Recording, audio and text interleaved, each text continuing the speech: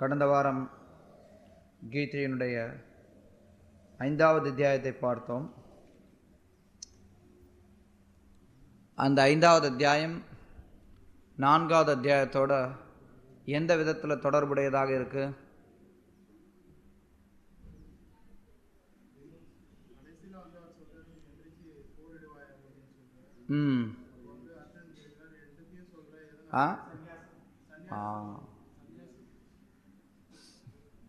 யோகம் சந்நியஸ்த கர்மானாம், உன்னுடைய கர்மங்கள் எல்லாம் திறந்துடுங்கிறார் கிருஷ்ணர். அதே சமயத்தில் போரிட சொல்கிறார். ஸோ 2 நாளையும் குழம்பக்கூடிய அர்ஜுனன் கேள்வி எழுப்பிறான். ஸோ கிருஷ்ணர் அதுக்கு என்ன பதில் சொல்கிறார்?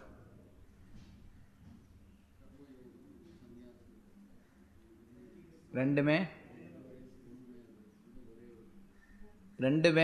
முக்திக்கு உகந்தது. இந்த 2ல் செயலாற்றக்கூடியது சிறந்ததுங்கிறார். அதை தொடர்ந்து கிருஷ்ணர் அறிவுறுத்தக்கூடியது என்னன்னா, நிஷ்காம கர்மயோகம், பற்றில்லாமல் கடமைகளை செய்து பலன்களை இறைவனுக்கு அர்ப்பணிக்கிறத பற்றி பேசுகிறார். அப்படி இருக்கக்கூடிய நபர்கள் இந்த கர்மபந்தத்திலிருந்து விடுபட்டு இருப்பார்கள் அப்படிங்கிறது கிருஷ்ணர் ஒரு உதாரணம் கொடுக்குறார். என்ன? தாமரை இலை மேல் இருக்கக்கூடிய நீர் போல அவர்கள் விடுபட்டு இருப்பார்கள். அதன் பிறகு ஆத்மா, பரமாத்மா, ஜட இயற்கை, இந்த 3க்கும் இடையிலான உறவை பற்றி கிருஷ்ணர் சொல்றார். ஆத்மா 9 கதவுகள் பூட்டிய நகரத்தில் வசிக்கிறான். ஆனால் அவன் எந்த காரியத்தையும் செய்யறது கிடையாதுங்கிறார். பரமாத்மா எந்த செயல்களுடைய பாவ புண்ணியத்திற்கு பொறுப்பேற்கிறதும் கிடையாதுங்கிறார். ஸோ அப்போ யார் செயல்படுறார்கள் அப்படிங்கிறத பற்றி பார்த்தோம். யார் கர்த்தா? ஆத்மா, பரமாத்மா, ஜட இயற்கை, இந்த 3மே கர்த்தாவாக அமையுது. ஆத்மா முதல் காரணமாகிறான், அதை ஜட இயற்கை செயல்படுத்துகிறது, பரமாத்மா அதற்கான அனுமதியை கொடுக்கிறார். ஸோ அதனால் பரமாத்மா இறுதி காரணமாகிறார். இருந்தாலும் அவர் பொறுப்பாளி கிடையாது. பொறுப்பாளி தனிப்பட்ட ஆத்மா தான். அதன் பிறகு பரமாத்மா உணர்ந்தவனுடைய அறிகுறிகளை பற்றி கிருஷ்ணர் சொல்கிறார். அவனுடைய அறிகுறிகள் என்னென்ன? எல்லாரையும் சமமாக காண்கிறான்.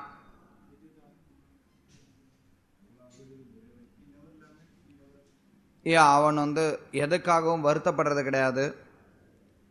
தன்னுள் சுகத்தை அனுபவிக்கிறான். அப்படி அவன் தன்னுள் சுகத்தை அனுபவிக்கிறனால வெளியிலிருந்து அவன் எந்த ஒரு சுகத்தையும் தேட வேண்டிய அவசியம் கிடையாது. அதுவும் குறிப்பாக ஆரம்பமும் முடிவும் இருக்கக்கூடிய இன்பத்தில் அவன் ஈடுபடுறது கிடையாது. ஸோ அதை தொடர்ந்து கிருஷ்ணர் என்ன சொல்கிறார்?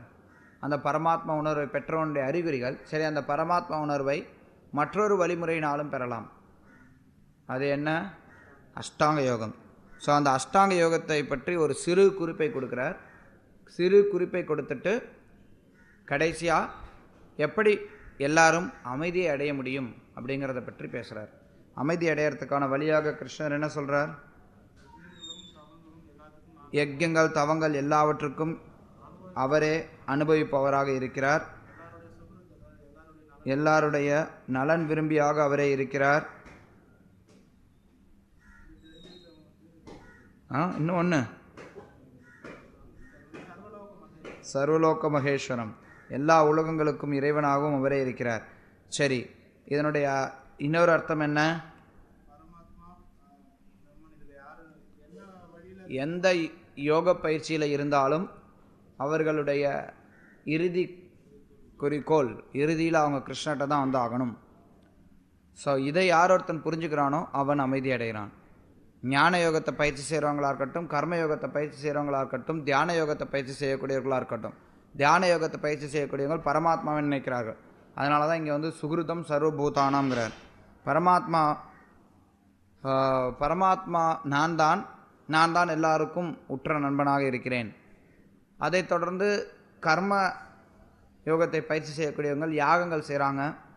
எல்லா தேவர்களையும் பற்றி யோசிக்கிறாங்க, கர்மகாண்டத்தை பின்பற்றக்கூடியவர்கள். ஸோ அந்த கர்மகாண்ட கர்மயோகிகள் அவர்களுக்கும் கிருஷ்ணர் தான் இறைவன் அப்படிங்கிறத, தான் தான் இறைவன்கிறத கிருஷ்ணர் காட்டுறார். அதே மாதிரி தபத்தை மேற்கொள்ளக்கூடிய ஞான யோகிகளுக்கும் தானே இறைவன்கிறத கிருஷ்ணர் அங்கே உறுதிப்படுத்துகிறார். இப்போ நம்ம 6வது அத்தியாயத்தை பார்க்க இருக்கிறோம். 6வது அத்தியாயத்திற்கும் 5வது அத்தியாயத்திற்கும் இருக்கக்கூடிய தொடர்பு, 5வது அத்தியாயத்தினுடைய இறுதியில் கிருஷ்ணர் பேசிய 2 ஸ்லோகங்கள். அந்த 2 ஸ்லோகங்களில் 5வது அத்தியாயத்தினுடைய 27, 28 அந்த 2 ஸ்லோகங்களில் கிருஷ்ணர் எப்படி ஒருத்தர் அஷ்டாங்க யோகத்தை பயிற்சி செய்யலாம் அப்படிங்கிறத பற்றி சொல்கிறார். அந்த அஷ்டாங்க யோகத்தினுடைய பயிற்சியை இந்த 6வது அத்தியாயத்தில் அவர் விரிவாக சொல்ல இருக்கிறார். இதுதான் இந்த 2 அத்தியாயத்துக்கும் இடையே இருக்கக்கூடிய தொடர்பு. கிருஷ்ணர் 6வது அத்தியாயத்தை ஆரம்பிக்கிறார். ஸ்ரீ பகவான் உவாச்ச அநாஸ்ரித கர்மஃபலம் காரியம் கர்ம கரோதிய சந்நியாசி ச யோகி ச ந நிரக்னிர் ந சாக்ரிய. புருஷோத்தமரான முழுமுதற் கடவுள் கூறினார், செயலின் பலன்களில் பற்றற்று கடமைக்காக செயலாற்றுபவனே சந்நியாசியும் உண்மையான யோகியாம் ஆகிறானே தவிர வேள்வி நெருப்பை மூட்டாதவனும் செயலாற்றாதவனும் அல்ல. இங்கே கிருஷ்ணர் மறுபடி அர்ஜுனன் குழம்பிடக்கூடாது அப்படிங்கிறதுக்காக 3வது முறையாக வலியுறுத்துறார். 3வது அத்தியாயத்தில் ஒரு தடவை சொல்கிறார், 5வது அத்தியாயத்தில் ஒரு தடவை சொல்கிறார். இங்கே 6வது அத்தியாயத்தினுடைய ஆரம்பத்திலையும் கிருஷ்ணர் இந்த விஷயத்தை வலியுறுத்துறார். செயல்படுதல் அப்படிங்கிறது சிறந்தது. செயல்படுவதனுடைய தன்மை என்ன? யார் ஒருத்தன் பலனில் பற்றில்லாமல் செயல்படுறானோ அவன் வேள்வி நெருப்பை மூட்டாதவனை காட்டிலும் சிறந்தவன். வேள்வி நெருப்பை மூட்டாதவன்னா என்ன? கர்ம காண்டம் வாஸ்தவம் தான். வேள்வி நெருப்பை மூட்டாதவன் அப்படின்னா சன்னியாசியை குறிக்கக்கூடியது. மற்றவர்கள் எல்லாரும் வேள்வி நெருப்பை மூட்டுவார்கள். யார் ஒருத்தன் சன்னியாசம் எடுக்கிறாங்களோ அவங்க வேள்வி நெருப்பை மூட்ட மாட்டாங்க. சன்னியாசிகள் வந்து நெருப்பை தொடமாட்டாங்க வேத கலாச்சாரத்தில். ஸோ சன்னியாசிகள் எந்த ஒரு வேள்வியும் பண்ண மாட்டாங்க. அவங்க அதை தாண்டிய நிலையில் வந்துடுறாங்க, அந்த சடங்குகளை தாண்டிய நிலையில் வராங்க. ஸ்ரீல பிரபுபாத் இங்கே எழுதுகிறார் இந்த பொருளுரையில், சன்னியாசிகள் சில சமயம் எல்லா பௌதீக கடமைகளிலிருந்தும் தாம் விடுதலை பெற்று விட்டதாக செயற்கையாக எண்ணிக்கொள்வதால் அக்னிஹோத்திர யஜ்யங்கள் செய்வதை விட்டுவிடுகின்றனர். ஸோ அக்னிஹோத்திர யஜ்யங்கள் செய்கிறத விட்டுருவாங்க. யாகம் செய்கிறது வந்து சன்னியாசிகள் விட்டுறாங்க. ஏன்னா அவங்களுக்கு அதுக்கு நான் அந்த நிலையை தாண்டிட்டேன், இனிமேட்டு எனக்கு தேவையில்லை அப்படின்னு சொல்லி விட்டுருவாங்க. ஸோ சன்னியாசிகள் பொதுவாக யாகம் செய்கிறது கிடையாது. ஸோ அதுதான் இங்கே சுட்டி காட்டப்படுது. கிருஷ்ணர் சொல்கிறார், அப்படி வெறுமனை யாகம் செய்யாமல் இருக்கிறதுனால மட்டும் ஒருத்தன் பக்குவமானவன் ஆகிறது கிடையாது. யார் ஒருத்தன் செயல்பட்டு கொண்டே அந்த செயலிலிருந்து செயலுடைய பற்றுதலிருந்து விடுபட்டு இருக்கிறானோ அவன் உண்மையான யோகி ஆகிறான். அதற்கடுத்து எல்லா யோக பயிற்சிகளுக்கும் அடிப்படையான ஒரு விஷயம் இருக்குது. அந்த அடிப்படையான விஷயத்தை கிருஷ்ணர் இங்கே சொல்கிறார். எந்த யோக பயிற்சியை ஒருத்தன் மேற்கொண்டாலும் அடிப்படையான ஒரு விஷயம் இருக்குது. என்னது அது?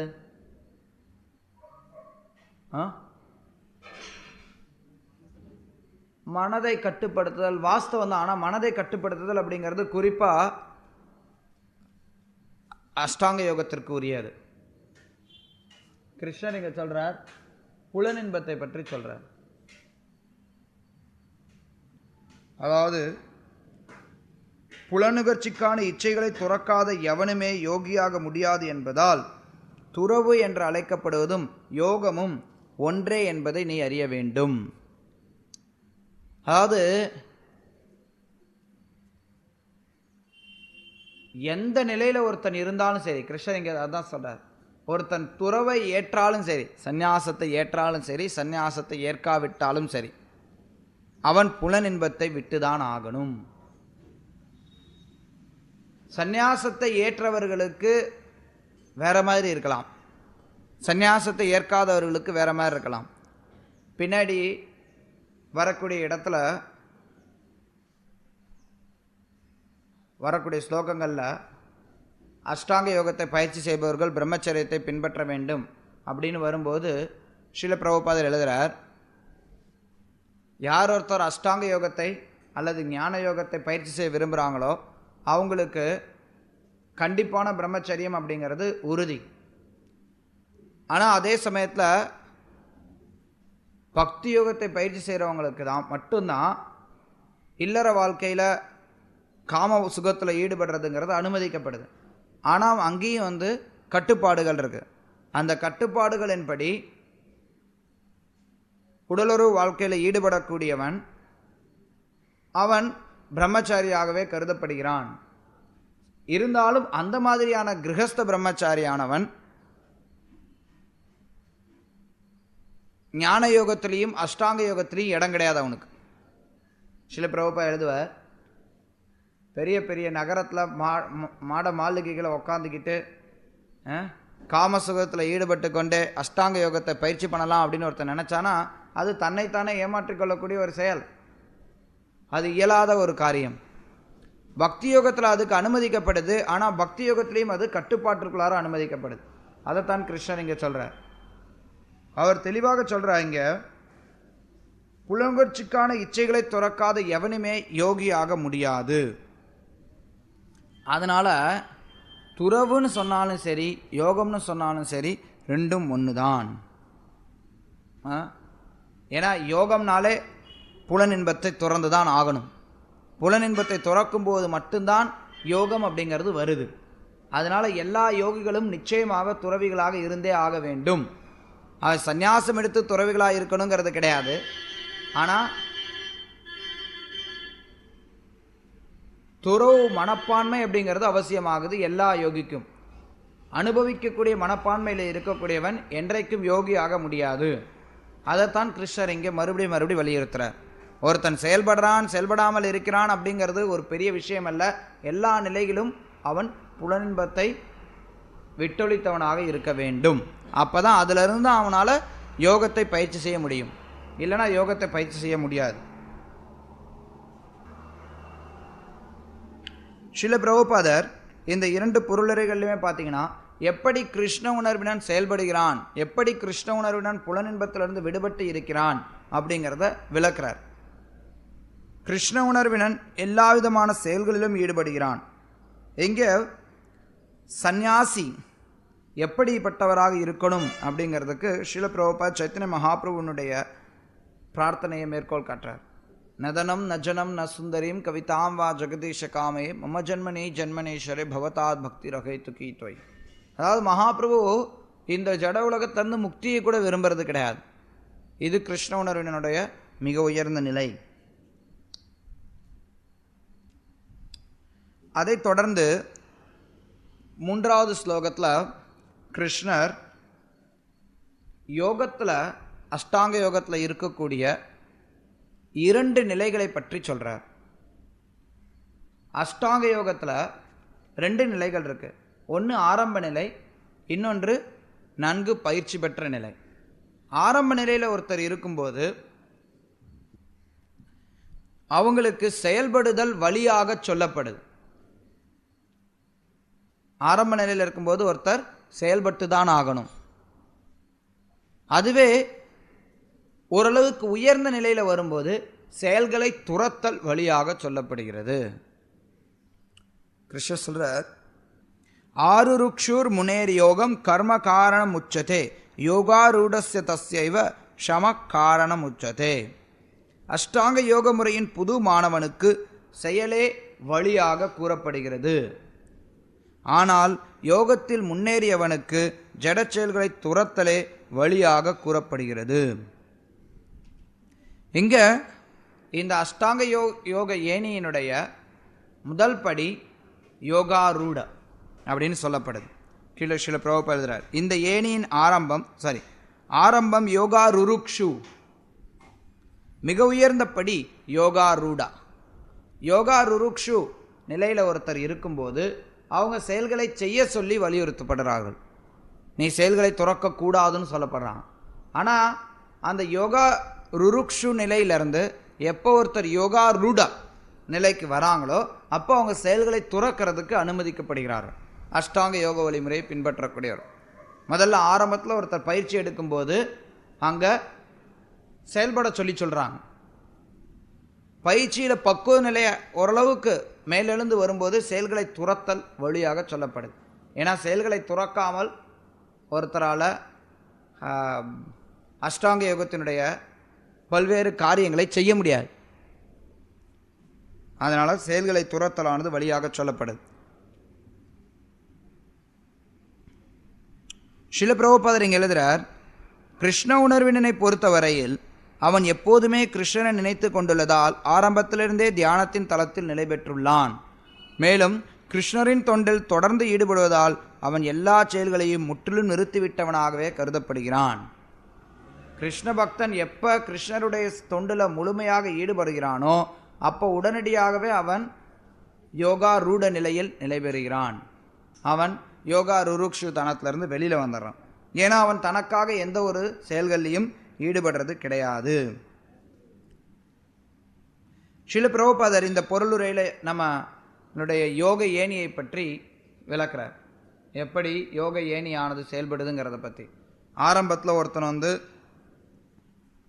தாழ்ந்த பௌதிக நிலையில் தொடங்குறான். அதுக்கப்புறம் படிப்படியாக அவன் ஞான யோகம், தியான யோகம், பக்தி யோகம் இப்படி உயர்வு பெறுகிறான்ங்கிறத விளக்குறார். யோகத்தில் உயர்ந்தவன் யோகா ரூடா பற்றி கிருஷ்ணர் சொல்லிட்டார். யோகா ரூடாங்கிற நிலை, யோகா ரூடா நிலையில் இருக்கக்கூடியவனுடைய அறிகுறிகள் என்னென்ன அதை கிருஷ்ணர் இங்கே அடுத்து விளக்குறார். ஸ்லோகம் 4 அவர் சொல்கிறார், எப்போது ஒருவன் பலநோக்கு செயல்களிலும் புலனுகர்ச்சியிலும் ஈடுபடாமல் எல்லா பௌதிக ஆசைகளும் துறந்த நிலையில் உள்ளானோ அப்போது அவன் யோகத்தில் உயர்ந்தவனாக கருதப்படுகிறான். யோகத்தில் உயர்ந்தவன் யோகா ரூடஸ் ததோச்சதே. யோகா ரூட அப்படிங்கிற ஸ்தானத்துக்கு ஒருத்தன் எப்போ வர்றான் அப்படின்னா, எப்போ அவன் பலநோக்கு செயல்களிலும் புலனுகர்ச்சியிலும் ஈடுபடாமல் எல்லா பௌதிக ஆசைகளையும் துறந்த நிலையில் உள்ளானோ அந்த நிலை யோகா ரூடா. அவனுக்கு பௌதிக ஆசையே இல்லை, பௌதிக ஆசை இல்லாத நிலை, பலநோக்கு செயல்கள் புலனுகர்ச்சியில் ஈடுபடாத நிலை, இந்த நிலைதான் யோகா ரூட அப்படின்னு சொல்லப்படுது. ஸ்ரீல பிரபுபாத் மீண்டும் பகவானுடைய பக்தி தொண்டில் ஈடுபடக்கூடியவர்கள் எப்படி தானாக யோகாரூட நிலையில் இருக்கிறார்கள் அப்படிங்கிறதை பற்றி விளக்குகிறார். அதைத் தொடர்ந்து ஒருத்தர் இப்போ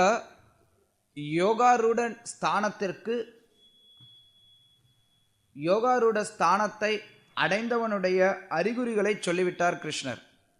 யோகாரூட ஸ்தானத்தை எப்படி ஒருவன் அடையிறது, வழிமுறை என்ன? அந்த வழிமுறை தான் மனதினுடைய உதவியானது யோகாரூட ஸ்தானத்தை அடைவதற்கு ஒருத்தருக்கு மிக அவசியமாகிறது. மனதினுடைய உதவி இல்லாமல் யோகாரூட ஸ்தானத்தை அடைய முடியாது. அதனால தான் கிருஷ்ணர் இங்கே மனதை பற்றி பேச ஆரம்பிக்கிறார். மனதின் உதவியுடன் ஒருவன் தன்னை உயர்த்தி கொள்ள வேண்டுமே ஒழிய தாழ்த்தி கொள்ளக்கூடாது. மனமே கட்டுண்ட ஆத்மாவின் நண்பனும் எதிரியும் ஆவான். ஸோ இங்கே சமஸ்கிருதத்தில் மனம் அப்படிங்கிறது இந்த ஸ்லோகத்தில் ஆத்மா அப்படின்னு சொல்லப்பட்டிருக்கு. ஸ்ரீல பிரபுபாதர் அதை விளக்குறார். ஆத்மா அப்படிங்கிறது உடலை குறிக்கலாம், மனதை குறிக்கலாம், அல்லது ஆத்மாவையும் குறிக்கலாம். எந்த இடத்தில் உபயோகிக்கப்பட்டிருக்குங்கிறத பார்த்து அதனுடைய பொருளை ஆச்சாரியர்களின் மூலமாக நாம் தெரிந்து கொள்ள வேண்டும். இப்போ மனதை கொண்டு ஒருவர் தன்னை உயர்த்தி கொள்ள வேண்டும், ஒருபோதும் தாழ்த்தி கொள்ளக்கூடாது. மனதை ஒருத்தர் எந்த அளவுக்கு நம்ம தூய்மைப்படுத்தி நம்மளை உயர்த்தி கொள்ள முடியுமோ அந்த முயற்சியில் தான் ஈடுபடணும். மனதை வைத்து ஒருத்தர் தன்னை தானே தாழ்த்தி கொள்ளக்கூடாது. அப்படின்னா என்ன? ஒருத்தர் பணிவோடு இருக்கக்கூடாது, தன்னை கர்வத்தோடு வச்சுக்கணும் அப்படின்னு அர்த்தமா? அப்படி கிடையாது. அதுதான் கிருஷ்ணர் அடுத்த ஸ்லோகத்தை விளக்குறார். யார் ஒருத்தன் மனதை கட்டுப்படுத்தி இருக்கிறானோ அவனுக்கு மனம் நண்பனாகிறது. மனதை கட்டுப்படுத்த தவறியவனுக்கு மனமே விரோதியாகிறது. ஸோ மனதை நண்பனாக வச்சுக்கிட்டோம் அப்படின்னா அப்போ அந்த மனமானது நம்மளை மேலே கொண்டு வரதுக்கு உதவும். எப்போ நம்மளுடைய மனதை விரோதியாக வைத்து கொண்டோம் அப்படின்னா அப்போ அந்த மனமானது நம்மளை கீழே கொண்டு போயிடும். எளிமையான ஒன்று, இதில் ஒன்றும் கடினமானது எதுவும் கிடையாது. ஸ்ரீல பிரபுபாதர் இங்கே எழுதுகிறார், புலனின்ப பொருள்களின் கவர்ச்சியினால் ஒருவன் தன்னை இழிவுபடுத்தி கொள்ளக்கூடாது. இதுதான் மனதை கொண்டு தன்னை தாழ்த்தி கொள்ளக்கூடாதுங்கிறதுக்கான அர்த்தம். சும்மா இங்கே ஏதோ கிருஷ்ணர் பௌதிகமான சைக்காலஜி பேசுகிறார் அப்படின்னு அர்த்தம் கிடையாது. ஏன் இன்ஃபீரியாரிட்டி காம்ப்ளெக்ஸை பற்றி பேசுகிறாரு, சுப்பீரியாரிட்டி காம்ப்ளெக்ஸை பற்றி பேசுகிறாருங்கிறதெல்லாம் கிடையாது. கிருஷ்ணர் இங்கே எப்படி ஒருவன் மனதை கொண்டு தன்னை உயர்த்தி கொள்ள வேண்டும், புலனின்ப விஷயங்கள்லேருந்து தன்னை விடுபடுத்தி மனதை கட்டுப்படுத்தி இருக்கக்கூடியவன் மனதை உயர்த்த முடியும். அது இல்லாமல் புலனின்ப பொருள்களில் ஒருத்தன் ஈடுபடுறான் அப்படின்னா அப்போ அவன் மனதை கொண்டு தன்னை தாழ்த்தி கொள்கிறான். மனதை தான் உபயோகப்படுத்துகிறான், ஆனால் அதனுடைய விளைவு என்ன? அவன் தன்னுடைய நிலையிலிருந்து கீழே போகிறான். இங்கே ஸ்ரீல பிரபுபாதர் அமிர்த பிந்து உபனிஷத்துலேருந்து மேற்கோள் காட்டுறார். மனையேவ மனுஷ்யானாம் காரணம் பந்த மோக்ஷயோ பந்தாய விஷயாசங்கோ முக்தை விஷயம் மனஹ. மனிதனின் பந்தத்திற்கும் மோட்சத்திற்கும் மனமே காரணம். புலனின்ப பொருள்களில் ஆழ்ந்துள்ள மனம் பந்தத்திற்கும் அவற்றிலிருந்து விலக்கப்பட்ட மனம் மோட்சத்திற்கும் காரணமாகின்றன. எளிமையாக இருக்கு. மனம் எப்போ நண்பனாகுது? புலனின்பத்திலிருந்து விடுதலை செய்யப்படும் போது மனம் நண்பனாகிறது. புலனின்பத்தில் ஈடுபடுத்தப்படும் போது மனம் விரோதியாகுது. ஆனால் மக்கள் இன்றைக்கி இருக்கக்கூடியவங்க எப்படி நினைக்கிறாங்க? மனதை கட்டுப்படுத்தாத, மனதை அதனுடைய போக்கில் விட்டுருவாயாக, இப்படி தான் சொல்லித்தராங்க. உனக்கு என்ன நல்லதுன்னு தோணுதோ அதை செய்யப்பா. நீனு உன் மனசில் தோணுனதை செய்ய, என் மனசில் பட்டதை செஞ்சேன் அப்படின்னா என்ன அர்த்தம்? மனதை நம்மளுடைய விரோதியாக வச்சுக்கிறோம். அப்போ அதனால் என்ன ஆகும்? மனமானது நம்மளை கீழே நரகத்தை நோக்கி கொண்டு போயிடும். ஸ்ரீல பிரபுபாதர் இதுக்கு பின்னாடி வரக்கூடிய பின்னாடி அர்ஜுனன் மனதை பற்றி கேள்வி கேட்பான். அப்போ விளக்குவார், எப்படி மனம் அப்படிங்கிறத கொஞ்சம் லூஸாக விட்டோம் அப்படின்னா அது புலன்கள் அப்படிங்கிற குதிரையை கண்ணாப்புனான்னு ஒவ்வொரு திசைக்கு கூட்டிகிட்டு போயிடும். அதன் மூலமாக நம்ம பெரிய அபாயத்தை சந்திக்க வேண்டும். அதனால் இந்த கருத்து அதுவும் குறிப்பாக நவீன சமுதாயத்தில் நிறையவே இருக்குது. மனசில் பட்டதை செய்யணும், மனசில் எது நல்லதுன்னு தோணுதோ அதை செய்யணும். அவனுக்கு எது நல்லதுன்னு தோணும், அவனுடைய புலனின்பத்துக்கு எது நல்லதோ அதுதான் நல்லதுன்னு தோணும். எல்லா விதத்துலேயும் அவனுக்கு புலனின்பம் இருக்குது. ஏன்னா உண்மையில் அவனுக்கு எது நல்லதுன்னு அவனுக்கு தெரியாது. நத்தே விதுர் ஸ்வார்த்தகதிம் ஹி விஷ்ணு துராசையாகே பகிரர்த்தமானின. அவன் பகிரர்த்தா, மற்ற விஷயங்களில் அர்த்தமுடையவனாக மாறி இருக்கிறனால அவனுக்கு ஸ்வார்த்த, அவனுடைய உண்மையான நன்மை எது அப்படிங்கிறது அவனுக்கு தெரியாது. விஷ்ணு கிட்ட தான் இருக்குது தன்னுடைய உண்மையான நன்மை அப்படிங்கிறது அவன் உணர்றது கிடையாது. அதனால மனம் அத்தகைய நபருக்கு விரோதியாகவே செயல்படும். ஸ்ரீல பிரபுபாதர் இங்கே எழுதுறார், மனம் வெல்லப்படாத எதிரியாக இருக்கும் வரை காமம், கோபம், பேராசை, மோகம் போன்றவற்றின் கட்டளைகளுக்கு ஒருவன் கீழ்ப்படிய வேண்டியதுதான். ஆனால் மனம் வெல்லப்பட்ட விட்ட பின் அனைவரது இதயத்திலும் பரமாத்மாவாக வீற்றுள்ள முழுமுதற் கடவுளின் ஆணைகளை நிறைவேற்ற அவன் தானாகவே முன்வருவான். ஸோ பரமாத்மாவை சந்திக்கிறதுக்கு அவன் முன்வருகிறான் எப்போ மனம் வெல்லப்படுகிறதோ அப்போது. ஸ்ரீல பிரபுபா இந்த பொருளுரைகள் எல்லாவற்றிலும் அடிக்கடி நேரடியாக கிருஷ்ண உணர்வை ஏற்பவனுடைய சிறப்பு தன்மையை மீண்டும் மீண்டும் சுட்டி காட்டுவார். ஏன் அப்படின்னா இந்த அத்தியாயத்தினுடைய இறுதியிலே நம்ம பார்ப்போம், இந்த அஷ்டாங்க யோக வழிமுறையானது நடைமுறைக்கு ஒத்து வராதது. அஷ்டாங்க யோகம் ஒத்து வராது. அதனால் எதுக்கு அஷ்டாங்க யோகத்தில் போட்டு சொல்லி கொடுத்துட்டு மொத்தத்தையும் சொல்லி கொடுத்துட்டு இது வேண்டாம், எல்லாத்தையும் சொல்லி கொடுத்துட்டு இது வேண்டாம். கிருஷ்ணர் அதான் செய்கிறார் பகவத்கீதையில். உண்மையில் சொல்ல போனோம்னா கிருஷ்ணர் என்ன பண்ணுறாருன்னா, முதல்ல ஒன்று சொல்லித்தரார், அப்புறம் அது வேண்டாம், அது கீழ்நிலை. அடுத்து இன்னொன்று சொல்லித்தரார், அப்புறம் இதுவும் வேண்டாம் போ. அடுத்து இன்னொன்று சொல்லித்தரார், அப்புறம் இதுவும் வேண்டாம் போ. அப்புறமா தான் பக்தி யோகத்தை பற்றி சொல்லித்தரார். சரியா? ஆனால் அதுக்கான காரணமும் இருக்குது, நான் ஏற்கனவே விளக்குனேன். ஏன் கிருஷ்ணர் அந்த மாதிரி எல்லா யோகத்தையும் சொல்லித்தர வேண்டி இருக்கு? ஏன்னா இல்லைன்னா எல்லா யோகத்தையும் கிருஷ்ணர் சொல்லித்தரல அப்படின்னா பகவத்கீதையில் பக்தி யோகத்தை பற்றி சொல்லியிருக்குங்க அப்படின்றவாங்க. பல விஷயங்களை ஒப்பிட்டு சொல்லும்போது தான் அந்த சாஸ்திரமானது அதிகாரப்பூர்வமானதாக அமைகிறது. கிருஷ்ணர் பகவத்கீதையை எல்லா உபனிஷத்துகளுடைய சாரமாக கொடுக்கணும்னு விரும்பின காரணத்தினால எல்லா யோக வழிமுறையும் சொல்லித்தரார். இருந்தாலும் கிருஷ்ணருடைய உள்மனதை அறிந்த ஆச்சாரியர்கள் அவங்க சொல்கிறாங்க, இங்கே ஒவ்வொரு இடத்துலையும் சொல்லுவாங்க இது வேலைக்காகாது, இது கிடையாது கிருஷ்ணர் சொல்கிறார். ஏன்னா கிருஷ்ணர் அதுக்கப்புறம் புறக்கணிக்க போகிறார். ஸோ அதை முன்கூட்டியே சொல்கிறார். ஸோ இங்கே கூட பார்த்தோம் அப்படின்னா ஸ்ரீல பிரபுபா எழுதுகிறார், கிருஷ்ண உணர்வை நேரடியாக மேற்கொள்பவனுக்கு பகவானின் கட்டளைகளிடம் முழுமையாக சரணடைகிறது என்னும் தன்மை தானாக வந்து விடுகிறது. ரொம்பலாம் கஷ்டப்பட தேவையில்ல, கிருஷ்ண உணர்வை நேரடியாக ஏற்றுக்கொள்ளக்கூடியவன். தொடர்ந்து கிருஷ்ணர் சொல்றார், மனதை வென்றவன் அமைதியை அடைந்து விட்டதால் பரமாத்மா அவனுக்கு ஏற்கனவே அடையப்பட்டு விடுகின்றார். அவனுடைய அறிகுறிகளை பற்றி சொல்கிறார். மனதை வென்றவனுடைய அறிகுறிகள் என்னென்ன? அத்தகு மனிதனுக்கு இன்ப துன்பம், குளிர் வெப்பம், மான அவமானம் எல்லாம் சமமே. சீதோஷண சுக துக்கேஷு ததா மானாபமானயோ.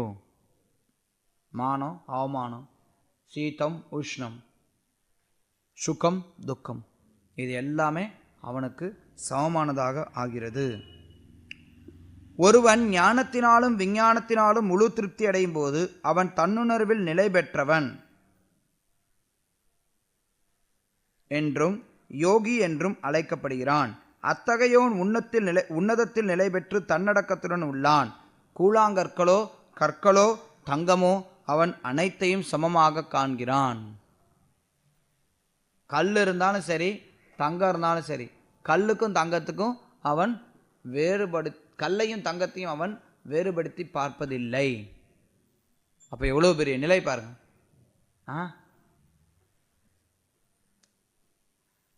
ஸ்ரீல பிரபுபாதர் அதை தொடர்ந்து சொல்றார், ஒருத்தருக்கு பரம்பொருளை பற்றி பரம உண்மையை பற்றி தெரியணும் அப்படின்னா அதுக்கு வெறும்ன புத்தகத்தை மட்டும் படித்தா தெரிஞ்சிக்க முடியாது.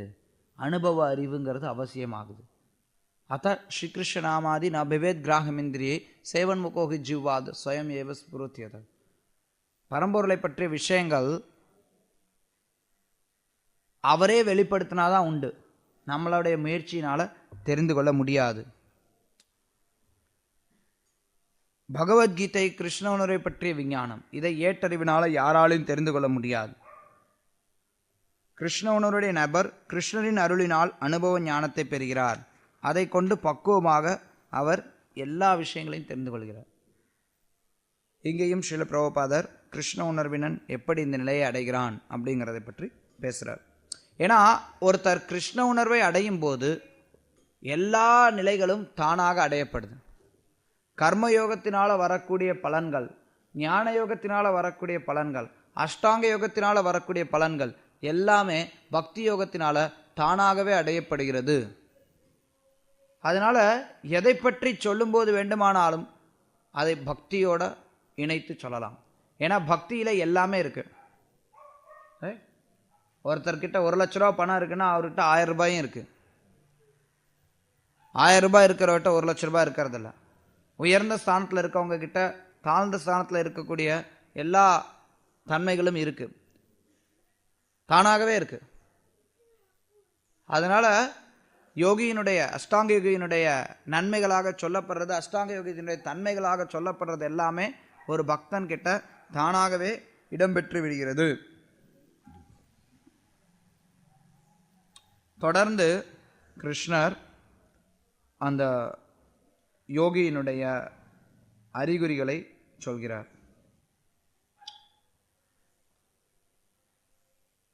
எல்லாரையும் சமமாக பார்க்கிறான். அவனுக்கு உதவி செய்கிறவங்களா இருக்கட்டும், அவனுக்கு உபத்திரியம் செய்கிறவங்களா இருக்கட்டும், 2 பேரையும் வேறுபடுத்தி பார்க்கறது கிடையாது. நலன் விரும்பிகள், பாசத்துடன் பழகுவோர், நடுநிலையாளர்கள், சமாதானம் செய்வோர், பொறாமையுடையோர், நண்பர்கள், எதிரிகள், சாதுக்கள், பாவிகள் என அனைவரையும் சமமான மனதுடன் நடத்துபவன் மிகவும் முன்னேறியவனாவான். யோகத்தினுடைய அடுத்த கிருஷ்ணர் சொல்றார், யோகத்தினுடைய அந்த உயர்ந்த நிலையை நம்ம அடையணும் அப்படின்னா அதுக்கு உடல், மனம், ஆத்மா இது எல்லாமே பரமனில் நம்ம ஈடுபடுத்த வேண்டும். இப்போ இதை சொல்கிறதன் மூலமாக கிருஷ்ணர் எப்படி ஒருத்தர் தியான வழிமுறையை மேற்கொள்கிறது அப்படிங்கிற நடைமுறை பயிற்சியை சொல்லித்தர. அதில் என்ன சொன்னார்? ஆரம்பிக்கும்போது இதில் 2 நிலைகள் இருக்குது. யோகாரூட நிலை இருக்குது, யோகா ருருக்ஷு இருக்குது. யோகா ருருக்ஷு ஆரம்ப நிலை, யோகா ரூடா உயர்ந்த நிலை. யோகா ருருக்ஷுங்கிற ஆரம்ப நிலையிலிருந்து உயர்ந்த நிலைக்கு ஒருத்தர் வரணும்னா மனதினுடைய உதவி அவசியம். ஸோ மனதை எப்படி உதவியாக வச்சுக்கிறதுங்கிறத சொல்கிறார். எப்படி உதவியாக வச்சுக்கிறதுன்னு சொல்லிட்டு அதை தொடர்ந்து அவர் உயர்ந்த ஸ்தானத்தில் வைக்கக்கூடிய ஒன்றே அறிகுறிகளை சொல்கிறார். இப்போ எப்படி அந்த நிலையை அடையிறதுங்கிற வழிமுறையை சொல்லித்தரார். புரியுதா கிருஷ்ணர் எப்படி எடுத்துகிட்டு போகிறாருன்னு இந்த அத்தியாயத்தை?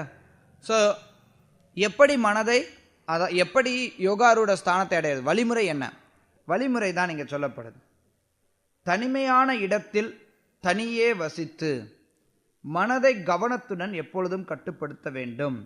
அவன் உரிமையுணர்வுகளிலிருந்தும் ஆசைகளிலிருந்தும் விடுபட்டு இருக்க வேண்டும். ஸோ தனிமையான இடத்துல வசிக்கணும் கிருஷ்ணர் இங்க சொல்றார். உரிமையுணர்வுகள்ல இருந்தும் ஆசைகள்ல இருந்தும் விடுபட்டு இருக்கணும். எனக்கு சொந்தமானது அப்படின்னு எதையுமே அவன் நினைக்கக்கூடாது. எனக்கு சொந்தமானது, எனக்கு சொந்தமானவர்கள் எதையும் அவன் நினைக்கக்கூடாது. ஸ்ரீல பிரபுபாதர் மீண்டும் அந்த நிலை எப்படி பக்தி தொண்டில் அடையப்படுதுங்கிறதையும் காட்டுகிறார்.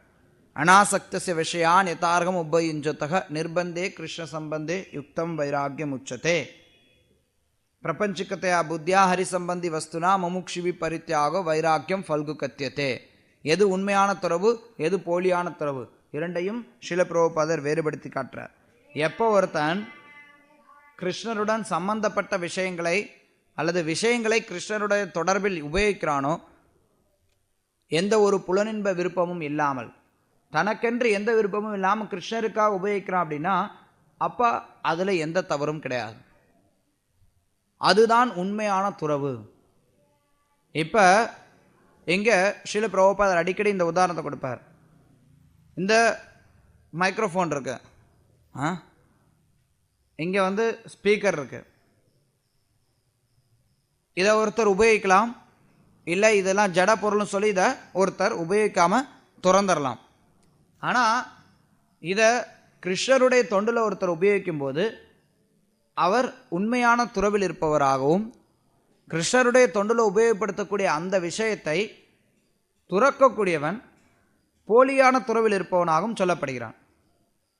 இப்போ இதே ஜட பொருளை, இதே மைக்ரோஃபோனை ஒருத்தன் சினிமா பாட்டு போட்டு கேட்டுக்கிறதுக்கு உபயோகிக்கலாம். உதாரணத்துக்கு அவனுடைய புலனின்பத்துக்காக உபயோகிக்கலாம். ஆனால் அப்படி புலனின்பத்துக்காக உபயோகித்தால் அது தவறு.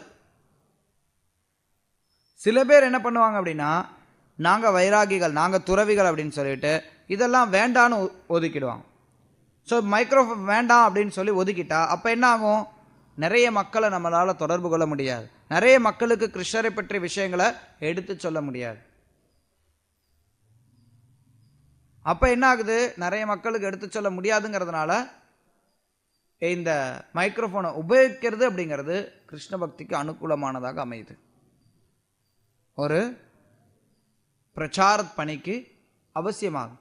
அப்போ அதை உபயோகிக்கிறவன் துறவியா, உபயோகிக்காதவன் துறவியா அப்படின்னா, உபயோகிக்கிறவன் உண்மையான துறவி, உபயோகிக்காதவன் போலியான துறவின்னு சொல்லப்படுறார்.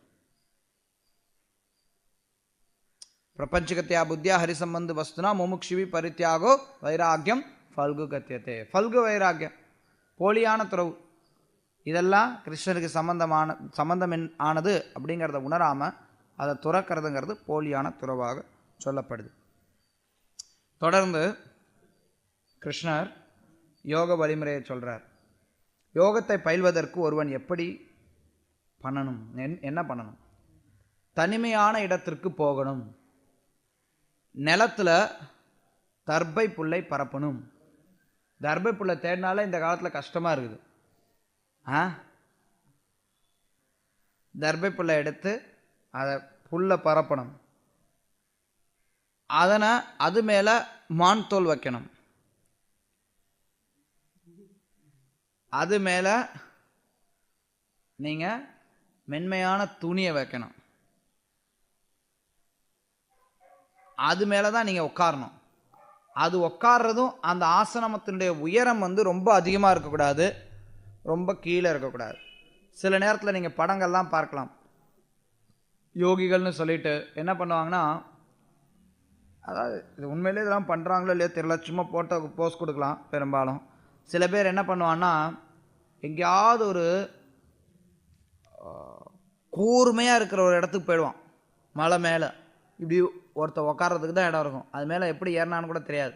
அது மேலே உட்காந்துக்கிட்டு அப்படி தியானம் பண்ணுற மாதிரி ஒரு போஸ் கொடுத்து ஃபோட்டோ பிடிச்சி நிறைய நேரங்கள் நீங்கள் பார்க்கலாம். காமன். ஏதாவது ஒரு மலையில் உச்சியில் உட்காந்துக்கிட்டு தியானம் பண்ணுறேன் அப்படின்னு. ஸோ அந்த மாதிரியெல்லாம் ரொம்ப உயரமாகவும் இருக்கக்கூடாது, ரொம்ப தாழ்வாகவும் இருக்கக்கூடாது. ஓரளவிற்கு நிதானமான ஒரு ஆசனத்தில் ஒருத்தர் அமரணும். பின்னர் அதன் மேல் ஸ்திரமாக அமர்ந்து மனம், புலன்கள் மற்றும் செயல்களை கட்டுப்படுத்தி மனதை ஒருமுகப்படுத்தி இதயத்தை தூய்மைப்படுத்துவதற்காக யோகியானவன் யோகத்தை பயில வேண்டும். தனிமையான இடம்னா என்ன? தனிமையான இடம்னா உனக்கு இருக்கு பாருங்க, தொந்தரவில்லாத இடம். இதுதான் நிறைய பேர் நினைக்கிறது. அதுதான் நான் எதிர்பார்த்தேன். தனிமையான இடம்னா தொந்தரவில்லாத இடம் அப்படின்னா என்ன? வீட்டுக்குள்ளார நீங்கள் கதவை சாத்தி பூட்டிக்கோங்க. வீட்டுக்குள்ளார கதவை சாத்தி பூட்டிட்டு தனிமையான இடத்துல நீங்கள் யோகத்தை பயிற்சி பண்ணலாங்க? கிடையாது. சில பிரபுபாதா தான் இங்கே எழுதுகிறார், புனிதமான இடம் என்பது புண்ணிய ஸ்தலங்களை குறிக்கும். இந்தியாவில் யோகிகள் அனைவரும் ஆன்மீகிகள், பக்தர்கள் எல்லாருமே வீட்டை விட்டு வெளியேறி கங்கை, யமுனை போன்ற புண்ணிய நதிகள் ஓடும் பிரயாகை, மதுரா, விருந்தாவனம், ரிஷிகேஷ், ஹரித்வார் போன்ற புனித ஸ்தலங்களை அடைந்து தனிமையில் யோகத்தை பயில்கின்றனர். எங்கே போய் பண்ணுறாங்க? சும்மா வீட்டில் உட்காந்து கிடையாது.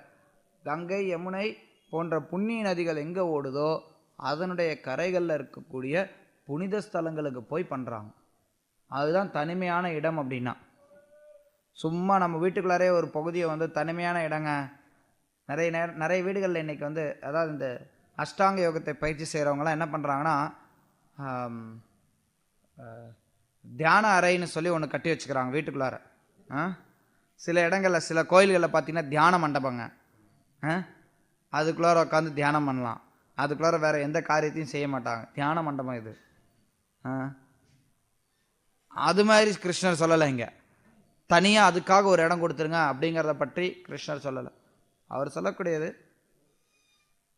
வெளியில் போயிடணும். சாதாரண ஜட உலக வாழ்க்கையில் கூடாது.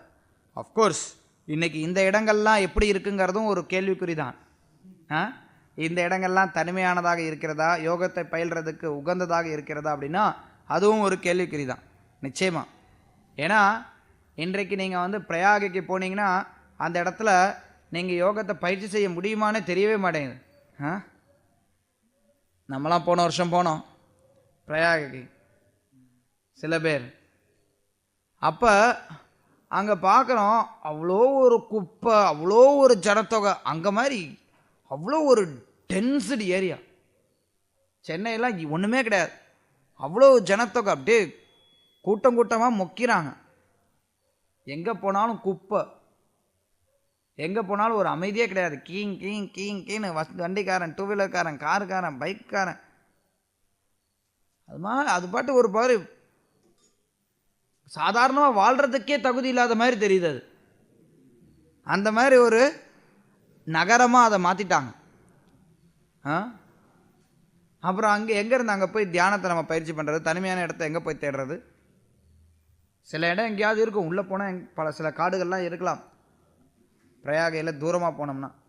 ஆனால் சாக்ஷாத் பிரயாகையில் அதுக்கான வசதியெல்லாம் இன்றைக்கி கிடையாது. விருந்தாவனம், மதுரா சொல்லவே வேண்டாம். மதுரா இன்னொரு ஊர். மதுராவில் எவனாவது ஒருத்தன் உள்ள ஊருக்குள்ளார காரில் போகணும்னு நினச்சான்னா அவன் வாழ்க்கையே வெறுத்துருவான். மதுராவில் நீங்கள் எங்கேயுமே நடக்க முடியாது. நாங்கள் ஒரு இடத்துக்கு போகணும்னு கேட்டோம். அதாவது ஸ்ரீல பிரபுபாத் சன்னியாசம் வாங்கின கௌடிய மடத்துக்கு போகணும்னு சொல்லி கேட்டோம். அது அங்கேருந்து ஒரு 1.5 கிலோமீட்டர், ஜென்மஸ்தான்லேருந்து 1.5-2 கிலோமீட்டர் இருக்கும். நான் கேட்டோம், எப்படிங்க போகலாம், ஆட்டோவில் போகலாமான்னோ. இல்லை ஆட்டோலாம் வராது, சைக்கிள் ரிக்ஷாவில் தான் போகணுன்னா. சரி பரவாயில்ல, சைக்கிள் ரிக்ஷாவில் போகலான்னு சைக்கிள் ரிக்ஷாவில் ஏறி உட்காந்தா எங்களுக்கு கிட்டத்தட்ட 1.5 மணி நேரம் ஆச்சு அந்த 1.5 கிலோமீட்டர் போகிறதுக்கு. வழி தெரிஞ்சிருந்தால் நடந்தே போயிருக்கலாம், ரொம்ப ஈஸியாக முடிஞ்சிருக்கும். ஏன்னா அந்தளவுக்கு அங்கே கூட்டம் கச்ச கச்ச கச்ச கச்ச கச்ச கச்ச கச்ச கச்சன்னு. நாங்கள் சாயந்த நேரத்தில் போய் நல்லா மார்க்கெட்டுக்கு நடுவில் போய் மாட்டிக்கிட்டோம், எங்கே போகிறதுன்னு தெரியல. ஸோ அப்போ மதுராவோட நிலை அது. விருந்தாவனம் எல்லாம் மாறிடுச்சு. நிறைய பேர் வர ஆரம்பிச்சிட்டாங்க. யார் மக்கள் வராங்களா, யாத்திரிகர்கள் வர்றவங்க. ஆக்சுவலி கான்செப்டே நிறைய மாறி போச்சு. யாத்திரிகளாக ஒரு புனித ஸ்தலத்துக்கு வர்றவங்க அதிகமாயிட்டாங்க. முன்னாடிலாம் நடந்து வரணும், விருந்தாவனம் போகணும் அப்படின்னா இங்கேருந்து எவ்வளோ கிலோமீட்டர், அத்தனை கிலோமீட்டர் நடந்து போகணும். ஒரு வாழ்க்கை பயணம் அது.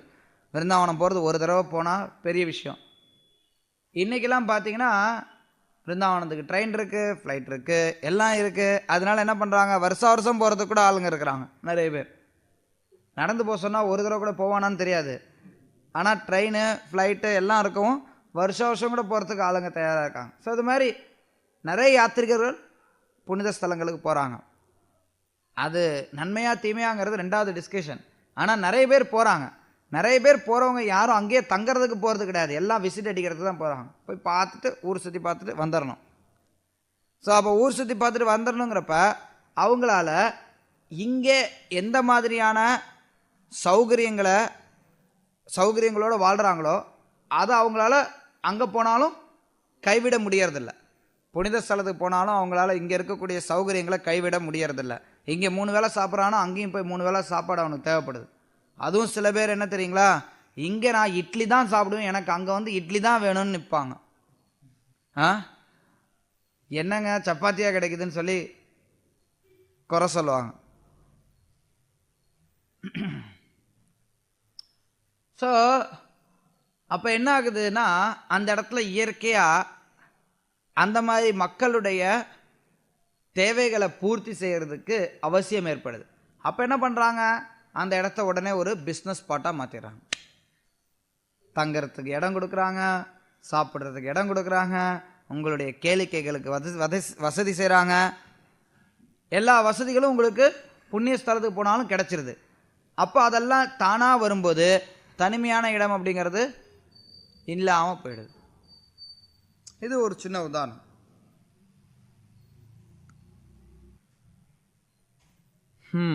ஸ்ரீல பிரபுபாத் எழுதுகிறார், மாநகரங்களில் இயங்கும் பெயரளவிலான யோகா மையங்கள் பௌதீக லாபத்தை சேர்ப்பதில் வேண்டுமானாலும் வெற்றி பெறலாமே தவிர உண்மையான யோக பயிற்சிக்கு சற்றும் தகுதியற்றவை. யோகா கிளாஸ் நடத்துகிறேங்க, நிறைய இங்கே கூட இருக்கும் சம்மர் யோகா கேம்ப் சம்திங், நிறைய யோகா வகுப்பெல்லாம் நடத்தலாம். யோகா வகுப்பு நடத்தி என்ன பண்ணுறாங்க,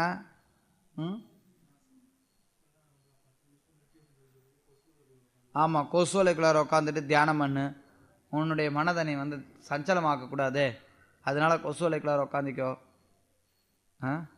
பலவிதமான விதத்தில் எந்த அளவுக்கு உன்னுடைய தொந்தரவுகளை குறைக்க முடியுமோ குறைச்சிக்கோ.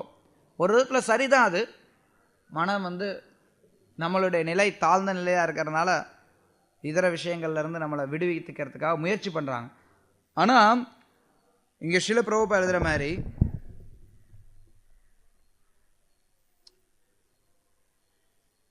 யோக பயிற்சிக்கு அவை சற்றும் உகந்தவை அல்ல.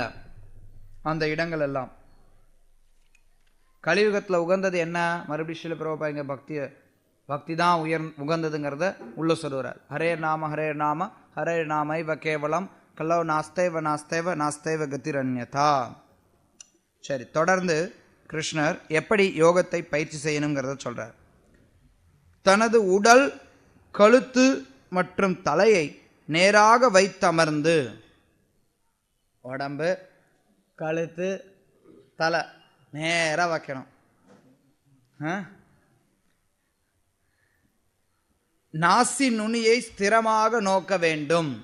ஸ்ரீல பிரபுபா சொல்றார், கண்ணை முழுசாக மூடினாலும் பிரயோஜனம் கிடையாது, கண்ணை முழுசாக திறந்தாலும் பிரயோஜனம் கிடையாது.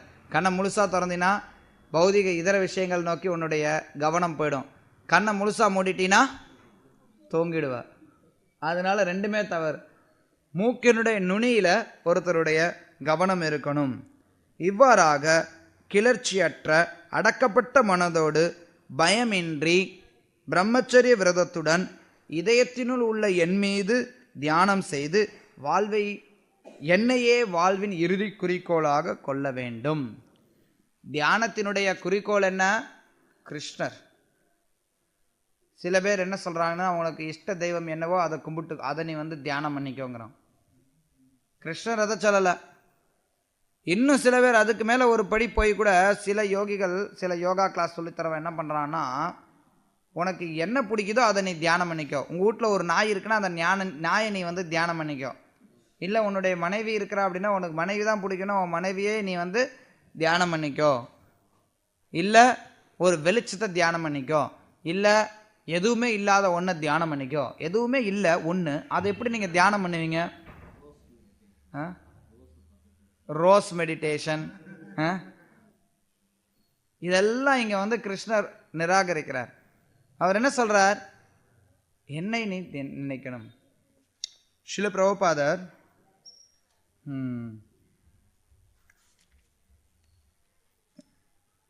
எந்த இடத்துல வரல.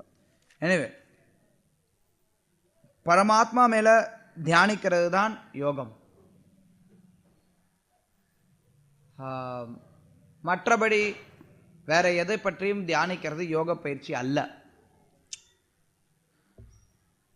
ஸ்ரீல பிரபுபா இங்கே எழுதுறார், 4 கரங்கள் கொண்ட விஷ்ணுவின் உறவில் எல்லாரின் இதயத்திலும் வீட்டுள்ள பரமாத்மாவான கிருஷ்ணரை அறிவதை வாழ்வின் லட்சியமாகும். விஷ்ணுவின் இந்த பரமாத்மா உருவத்தை தேடி காண்பதே யோக பயிற்சியின் உண்மையான நோக்கமாகும். வேறெந்த நோக்கமும் இல்லை. ஸோ அதனால அந்த விஷ்ணு மூர்த்தியை நம்ம யோக பயிற்சியின் மூலமாக தேடணும். யக்ஞவால்கர் யோகத்தை பயிற்சி செய்யக்கூடியவர்கள் பிரம்மச்சாரிகளாக இருக்கணும் அப்படிங்கிறத பற்றி சொல்லும்போது என்ன சொல்லியிருக்கிறார்னா, கர்மணா மனசா வாச்சா சர்வாஸ்வஸ்தாஷ் சர்வதா சர்வத்திர சமுதுன தியாகோ பிரம்மச்சரியம் பரசக்ஷதே. எல்லா சூழ்நிலைகளிலும், எல்லா இடங்களிலும், எல்லா நேரங்களிலும் ஒருவன் தனது செயல், பேச்சு மற்றும் மனதால் பாலுறவில் ஈடுபடுவதை தடுக்க பிரம்மச்சரிய விரதம் உதவுகின்றது. சில பிரபுபாதர் புலநுகர்ச்சி அப்படின்னா அதுல பாலுறவு தான் தலையாயதாக இருக்கிறது. அதனால அதை தவிர்ப்பதற்கு ஒருத்தன் முயற்சி எடுக்கணும். சில பிரபுபாதர் தொடர்ந்து எழுதுறார், அதுக்காக ஒருத்தன் ஆரம்ப காலத்திலேயே குருகுலத்துக்கு அனுப்பப்பட வேண்டும். காமம் ஒருத்தனை அண்டுவதற்கு முன்பாக அவன் குருகுலத்தில் இடம்பெற வேண்டும். அதன் மூலமாக அவன் சின்ன வயசுல இருந்தே குருவினுடைய ஆசிரமத்தில் பிரம்மச்சாரியாக இருப்பதற்கு பயிற்சி பெறுகிறான். இங்கே தான் ஸ்ரீல பிரபுபா சொல்றார், இல்லற பிரம்மச்சாரியை நம்ம பக்தி தொண்டில் ஏற்றுக்கொள்ள முடியும். ஆனால் ஞான மார்க்கத்திலையும் அஷ்டாங்க யோக மார்க்கத்திலையும் ஏற்றுக்கொள்ள முடியாது. இல்லற பிரம்மச்சாரி அப்படிங்கிறவர் என்ன, விதிமுறைகளுக்கு உட்பட்டு தன் மனைவியிடம் மட்டுமே உறவு கொள்பவன். அந்த உறவிலும் கட்டுப்பாடுகள் உண்டு. அப்படி வாழக்கூடியவன் இல்லற பிரம்மச்சாரி அழைக்கப்படுகிறான். அவன் படிப்படியாக அந்த ஆர்வத்திலிருந்து விடுபடுகிறான். பாலுறவு விருப்பத்திலிருந்து அவன் படிப்படியாக விடுபடுகிறான். ஏன்னா அவனுக்கு படிப்படியாக அவன் கிருஷ்ண உணர்வில் உயர்ந்த சுவையை பெறுகிறான். விஷயாபினிவர்த்தத்தை நிராகரஸ்ய தேகினாம் ரசவர்ஜம் ரசோப்பியஸ்ய பரந்திருஷ்டுவா நிவர்த்ததே. உயர்ந்த சுவை ஒருத்தனுக்கு கிடைக்கப்படுறதுனால தாழ்ந்த சுவையை விட்டொழிக்கிறான். பயமின்றி இருக்கணும். சில பிரபுபா அதுக்கும் விளக்கம் கொடுக்கிறார். பயமின்றி இருத்தல் அப்படின்னா யாருக்கு சாத்தியம்? உண்மையில கிருஷ்ண உணர்வுடையவனுக்கு மட்டும்தான் சாத்தியம். ஏன்? பயம் துதியாபினிவேசிதஸ்யா. பயம் அப்படிங்கிறது கிருஷ்ண உணர்வில் இல்லாமல் இருக்கிறதுனால தான் வருது. பயமற்ற நிலை அப்படிங்கிறது கிருஷ்ண உணர்வினால் மட்டும்தான் சாத்தியமாகும்.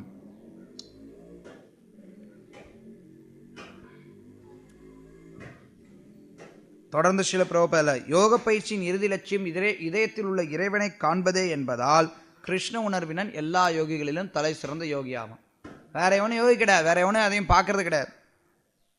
இங்கே கூறப்பட்டுள்ள யோகத்தின் கொள்கைகள் இன்றைய நாள்களில் பிரபலமாக விளங்கும் பேரளவு யோகா மையங்களின் கொள்கைகளிலிருந்து வேறுபட்டவையாக உள்ளன. இன்னைக்கு இருக்கக்கூடிய எவனும் இதெல்லாத்தையும் பின்பற்றது கிடையாது. கிருஷ்ணர் தொடர்ந்து சொல்றார், இவ்வாறாக யோகத்தை எவன் ஒருத்தன் பயிற்சி செய்கிறானோ, உடல் மனம் மற்றும் செயல்களை இடையராது கட்டுப்படுத்த பழகிய யோகி தனது ஒழுங்குபடுத்தப்பட்ட மனதுடன் பௌதிக வாழ்வை களைந்து இறைவனின் திருநாட்டை அடைகிறான். இதுதான் ஒருத்தருடைய குறிக்கோள். அதை தொடர்ந்து கிருஷ்ணர் விளக்கிறார். அதே பயிற்சி முறை, யோகத்தினுடைய பயிற்சி முறை எப்படி இருக்கணுங்கிறத, அதிகமாக உண்ணக்கூடாது, குறைவாகவும் உண்ணக்கூடாது, அதிகமாக தூங்கக்கூடாது, குறைவாகவும் தூங்கக்கூடாது.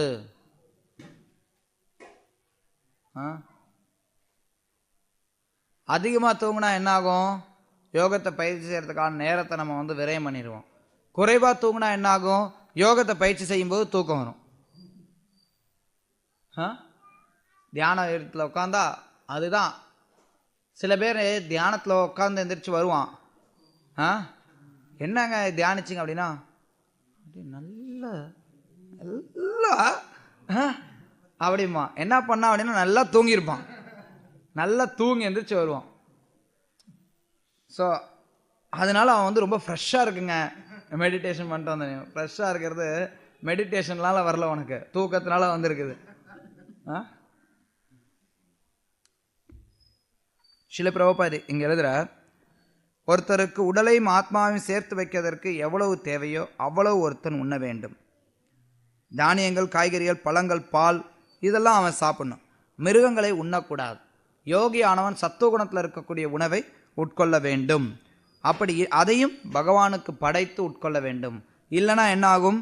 பூஞ்சித்தை துக்கம் பாப்பம் பாப்ப ஏ பச்சந்தி ஆத்ம காரணார். புலனின்பத்திற்காக உணவை சமைப்பவன் பாவத்தையே உண்கிறான். ஸோ அதனால் கிருஷ்ணர் பிரபுபாதர் விளக்கிறார், கிருஷ்ணருக்கு முதலில் அர்ப்பணிக்கப்பட்ட உணவை உண்ண வேண்டும். இதுதான் ஒரு கிருஷ்ண பக்தன் பயிற்சி செய்கிறான். அதனால் அவன் அதிகமாகவும் உண்பதில்லை, குறைவாகவும் உண்பதில்லை. தேவைக்கு அதிகமாக விரதம் இருப்பதோ உண்பதோ கூடாது. அதனால் யோக பயிற்சியை தகுதி வாய்ந்தவனாக அவன் ஆகிறான். தினசரி 6 மணி நேரத்திற்கு மேல் உறங்கக்கூடாது. 6 மணி நேரத்திற்கு மேல் உறங்குபவன் நிச்சயமாக தமோ குணத்தினால் பாதிக்கப்பட்டுள்ளான். தமோ குணத்தில் இருப்பவன் சோம்பேறியாகவும் அளவு கடந்து உறங்குபவனாகவும் இருப்பான். அத்தகையோன் யோகத்தை பயில முடியாது. தொடர்ந்து சொல்றார், இதெல்லாவற்றையும் நெறிப்படுத்தணும். உண்ணுதல், உறங்குதல், உழைத்தல், கேளிக்கை. ஒருத்தன் 12 மணி நேரம் 14 மணி நேரம் ஒரு கம்பெனியில் நாய் மாதிரியும் பண்ணி மாதிரியும் கழுத மாதிரியும் வேலை செஞ்சுட்டு இருக்கிறான் அப்படின்னா அவனால் யோகத்தை எப்படி பயிற்சி செய்ய முடியும்? யோகத்தை பயிற்சி செய்கிறதுக்குன்னு கொஞ்சம் கால அளவு தேவை. அதுதான் இங்கே சொல்கிற உழைத்தல். இதெல்லாம் நெறிப்படுத்தணும். சாப்பிட்றது, தூங்கிறது, உழைக்கிறது, வேற ஒன்றும் கிடையாது அவனுக்கு, வேற எதுவுமே கிடையாது. நிறைய பேர் இன்னைக்கு பார்த்தீங்கன்னா சாப்பிடுவான், தூங்குவான், வேலை செய்வான், சாப்பிடுவான், தூங்குவான், வேலை செய்வான், நடுவில் தண்ணி அடிப்பான், பாலுறவில் ஈடுபடுவான். அவ்வளோதான் அவனுடைய வேலையை. வாழ்க்கையோட ரொட்டீன் ஃபார்மேட் இதுதான். அதுவும் எனக்கு ஒருத்தர் சொன்னார், அதாவது இந்த கொரியாவில் இருக்கக்கூடிய மக்கள்லாம் எப்படி வாழ்கிறாங்கங்கிறத பற்றி. அவங்களுக்கு பௌதிகமாக கூட ஒரு வகையான வறண்டு போன வாழ்க்கை. என்ன பண்ணுவான்னா, கொரியாவில் இருக்கிறவன் பெரும்பாலானவர்கள் ஃபேக்ட்ரியில் தான் வேலை செய்கிறாங்க. ஏதோ ஒரு வேலை, வெறும் ஃபேக்ட்ரி, எல்லாம் ஃபேக்ட்ரி தான். என்னமோ வித்தியாசமான ஃபேக்ட்ரி எல்லாம் அங்கேருந்து தான் வருது. நீங்களே பார்க்கலாம், மேட் இன் கொரியான்னு வரும். நிறைய எலக்ட்ரானிக் ஐட்டம் ஆகட்டும், இல்லை நிறைய ஃபேக்ட்ரி இருக்கும். பெருசு பெருசாக கட்டி கட்டி வச்சுருப்போம். போவாங்கன்னா எல்லாம் வேலை செய்வான், வேலை செஞ்சுட்டு நேராக ஃபேக்ட்ரியிலேருந்து நைட்டு கிளப்புக்கு போவான். கெக்கன்னு அரைகுறையா இல்லை அதுவும் இல்லாமல் ஆடுங்க பார்த்துட்டு இருப்பான். நல்லா குடிப்பான், காமத்தில் ஈடுபடுவான். ராத்திரி அப்படியே அங்கேயே தூங்கிடுவான்.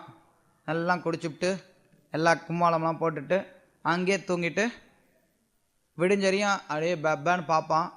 அப்புறம் வீடு எங்கேயோ பக்கத்தில் போவான். அது கூட போக மாட்டான். சில நேரம் அங்கேயே ஏதாவது சாப்பிட்டுட்டு மறுபடி ஆஃபீஸ் போயிடுவான். அவ்வளோதான் அவனுக்கு. வேறு ஒன்றும் கிடையாது, வேறு ஒன்றும் கிடையாது. எதுக்கு குடும்பம்? அதாவது வேத கலாச்சாரத்தில், இந்திய பாரம்பரியத்தில் குறைஞ்சபட்சம் சில கட்டுப்பாடுகள் இருக்குது. குடும்பம்னு ஒன்று இருக்கணும், குடும்பத்துக்கு சம்பாதிக்கணும், அப்போ குடும்ப உறுப்பினர்களை பார்க்குறதுக்கு வீட்டுக்கு வரணும். என்ன பண்ணுறான்? அதாவது சில பிரபுபா சொல்லுவார், ஒருத்தனுக்கு 2 விஷயத்துக்காக மனைவி தேவைப்படுறாங்க. ஒன்று நாக்கை திருப்திப்படுத்துறதுக்கு, இன்னொன்று பாலுறவை திருப்திப்படுத்துறதுக்கு. 2ஐயும் ஒருத்தனுக்கு வெளியில் கிடைக்கும்போது அவனுக்கு எதுக்கு குடும்பம்? எதுக்கு தேவையில்லாத சுமை? அதனால அவன் என்ன பண்ணுறான்னா எல்லாத்தையும் விட்டுவிட்டுறான். ஆனால் அது உண்மையான துறவு கிடையாது, அது ஏமாற்றுக்கிறது. அதனால் இதெல்லாம் நெறிப்படுத்தணும். உண்ணுதல், உறங்குதல், உழைத்தல், கேளிக்கல், இதை எல்லாவற்றின் நெறிப்படுத்தியவன் யோக பயிற்சியின் மூலமாக எல்லா துன்பங்களையும் பெருமளவில் நீக்கிவிட முடியும். சில பிரபுபாத எழுதுகிறார், உண்ணுதலை பொறுத்தவரை பிரசாதத்தை மட்டும் ஏற்பதற்கு ஒருவன் பழகிவிட்டால் எளிதில் நெறிப்படுத்தி விடலாம். கிருஷ்ண பக்தன் நேரத்தை வீணடிக்க கூடாது. கேளிக்கைகளை பற்றி சொல்லும்போது சொல்றார், நேரத்தை தேவையில்லாமல் வீணடிக்க கூடாது. கிருஷ்ண பக்தியில் உயர்ந்த நிலையில் இருக்கக்கூடியவனுடைய ஒரு அறிகுறி என்னன்னா அவ்வியர்த்த காலத்துவம். கொஞ்சம் காலத்தை கூட அவன் வீணடிக்க மாட்டான். ஒரு நிமிஷத்தை கூட கிருஷ்ண உணர்வு இல்லாமல் செயல்படுத்துறதுக்கு அவனுடைய மனம் அனுமதி கொடுக்காது. கிருஷ்ண பக்தனுடைய அறிகுறிகள் இதெல்லாம். அதாவது கிருஷ்ண பக்தியில் உயர்ந்த ஸ்தானத்தில் இருக்கக்கூடியவர்கள் அவர்கள்கிட்ட சில உயர் ஸ்தானத்தினுடைய அறிகுறிகள்லாம் இருக்குது. அதாவது கண்ணில் இருந்து தண்ணீர் வர்றது, உடல் வெளுத்து போகிறது, உடல் நடுங்கிறது, மயிர்கூச்செறியறது, இதெல்லாம் இருக்குது. ஸோ இந்த அறிகுறிகள் எல்லாம் சில நேரத்தில் நகல் செய்யலாம். அப்படியே கொஞ்சம் அழுகிற மாதிரி வரலாம், கொஞ்சம் அப்படி மனதுடைய எழுச்சிகளை கொஞ்சம் அப்படி தூண்டி விட்டிங்கன்னா ஒரு சிலருக்கு டக்குன்னு தண்ணீர் கொட்டிடும். இதெல்லாம் நடக்கும். ஆனால் அதெல்லாம் சொல்லிட்டு ரூப கோஸ்வாமி சில அறிகுறிகள் கொடுக்குறார். இந்த அறிகுறிகளும் அந்த அறிகுறிகளோட சேர்ந்து இருந்தது அப்படின்னா அப்போ உயர்ந்த நிலைன்னு தெரிஞ்சுக்கலாம். அதில் ஒன்று தான் அவ்வியர்த்த காலத்துவம். கிருஷ்ண பக்தன் என்னைக்கும் தன்னுடைய நேரத்தை விரயம் பண்ண மாட்டான். ரொம்ப எளிமையானது. 24 மணி நேரமும் கிருஷ்ண பக்தன் கிருஷ்ணருடைய தொண்டில் ஈடுபடுகிறான். சில நேரத்தில் அவன் சாப்பிட்றது கூட கிடையாது, தூங்கிறது கூட கிடையாது. சில பிரபுபா இங்கே எழுதுகிறார், ஹரிதாஸ் தாக்கூர் 3 லட்சம் நாமங்களை சொல்லாமல் உறங்க மாட்டார், பிரசாதத்தினையும் ஏற்க மாட்டார். அதனால் புலனுகழ்ச்சி அப்படிங்கிறதுக்கு வேலையே கிடையாது கிருஷ்ண உணர்வில் இருப்பவனுக்கு. கிருஷ்ணர் இங்கே தொடர்ந்து சொல்கிறார், யோகத்தில் நன்கு நிலை பெற்றவனுடைய, அதாவது அதே விஷயத்தை அவர் சொல்கிறார். யோகியானவன் யோக பயிற்சி மூலமாக தனது செயல்களை ஒழுங்குபடுத்தி எல்லா ஜட ஆசைகளிலிருந்து விடுபட்டு உன்னதத்தில் நிலை பெறும்போது யோகத்தில் நன்கு நிலை பெற்றவனாக கூறப்படுகிறான். இப்போ இதுதான் யோகத்தில் நன்கு நிலை பெற்றவன். இங்கே வழிமுறையை சொல்கிறார். இந்த ஸ்லோகம் வரைக்கும் கிருஷ்ணர் வழிமுறையை சொல்கிறார். ஸ்ரீல பிரபுபாதர் மேலும் அதையும் விளக்கிறார். யோகி காமத்தை முதன்மையாக கொண்ட எல்லா ஜடை இச்சைகளையும் துறந்துள்ளான் என்பதன் அடிப்படையில் அவனது செயல்கள் சாதாரண மனிதனின் செயல்களிலிருந்து வேறுபடுகின்றன. ஸோ இதுதான் ஒரு யோகியினுடைய செயல்கள். யோகியினுடைய செயல்கள், யோகி செயல்களை செய்யாதவன் அல்ல, யோகியினுடைய செயல்கள் வேறுபட்ட செயல்கள். சாதாரண மக்கள் செய்யக்கூடிய செயல்களில் யோகி ஈடுபடுறது கிடையாது. அவனுடைய செயல்கள் வேறுபட்டது. ஸ்ரீல பிரபுபாதர் அம்பரீஷ் மன்னருடைய செயல்களை அதற்கு உதாரணமாக கொடுக்கிறார். அதைத் தொடர்ந்து இப்போ இந்த 18வது ஸ்லோகத்தை கிருஷ்ணர் சொல்லிட்டார். யோகத்தில் நன்கு நிலை பெற்றவன், அதாவது யோகத்தில் பக்குவ நிலை அடைந்தவன் அப்படிங்கிறத அவனை பற்றி சொல்லிட்டார். யோகாரூட ஸ்தானத்தில் இருக்கக்கூடியவனை பற்றி சொல்கிறார். அந்த பக்குவமான நிலையை குறித்த இதர விளக்கங்களை இப்போ 19வது ஸ்லோகத்திலிருந்து அவர் சொல்கிறார். என்ன சொல்கிறார்? ஒரு தீபமானது காற்று இல்லைன்னு வச்சுக்கோங்களேன், காற்று வீசலைன்னு வச்சுக்கோங்களேன், அந்த இடத்துல அது அசையாமல் அப்படியே இருக்கும். இப்படி வந்து இப்படி இருக்கும். அதனுடைய ஷேப் வந்து மாறாமல் இருக்கும், அசையவே அசையாது. அது மாதிரி எப்போ ஒரு யோகி தன்னுடைய மனதை அடக்கிட்டானோ அவன் தியானத்தில் எப்போவுமே ஸ்திரமாக இருப்பான். இதெல்லாம் யோகத்தில் முன்னேறின நிலையில் இருக்கக்கூடியவனுடைய அவனை பற்றிய விளக்கங்கள். அப்புறம் அவனுடைய தன்மைகள் என்னென்னா, அவன் சமாதி என்று அழைக்கப்படும் பக்குவமான நிலையில் மனம் யோக பயிற்சி மூலமாக ஜட செயல்களிலிருந்து முழுமையாக விளக்கப்படுகிறது. தூய மனதால் தன்னை கண்டு தன்னில் இன்பத்தை அனுபவிப்பவருக்கு ஒருவனிடம் உள்ள திறனிலிருந்து அப்பக்குவ நிலையை உணரலாம். இந்த இன்ப நிலையில் அவனது திவ்யமான புலன்களின் மூலம் எல்லையற்ற திவ்யமான ஆனந்தத்தை அனுபவிக்கின்றான். இவ்வாறு நிலை பெற்றவன் உண்மையிலிருந்து என்றும் வலுவதில்லை, இதைவிட உயர்ந்த லாபம் ஏதுமில்லை என நினைக்கிறான். அத்தகு நிலையில் அமைந்தவன் மாபெரும் துயரங்களுக்கு மத்தியிலும் ஒருபோதும் அசைக்கப்படுவதில்லை. இதுவே ஜடத்துறவினால் எழும் எல்லா துன்பங்களிலிருந்தும் பெறப்படும் உண்மையான விடுதலையாகும். ஸோ இங்கே யோகத்தினுடைய பக்குவ நிலையை அடைந்தவனை பற்றிய விளக்கங்கள், அந்த ஸ்தானத்தை பற்றி கிருஷ்ணர் விளக்கிறார். இதில் ஸ்ரீல பிரபுபாதர் யோக வழிமுறையை பற்றியும் அது எப்படி பக்தியினுடைய வழிமுறையில் காட்டிலும் தாழ்ந்ததாக இருக்குது அல்லது பக்தி எப்படி அதை காட்டிலும் உயர்ந்ததாக இருக்குது அப்படிங்கிறத விளக்கிறார். சமாதியினுடைய 2 நிலைகளை பற்றியும் விளக்கிறார். சம்பிரஜாத சமாதி, அசம்பிரஜாத சமாதி. இதை தொடர்ந்து கலியுகத்தில் கிருஷ்ண பக்தி தான் உகந்ததுங்கிறதையும் ஸ்ரீல பிரபுபாத் எடுத்துரைக்கிறார்.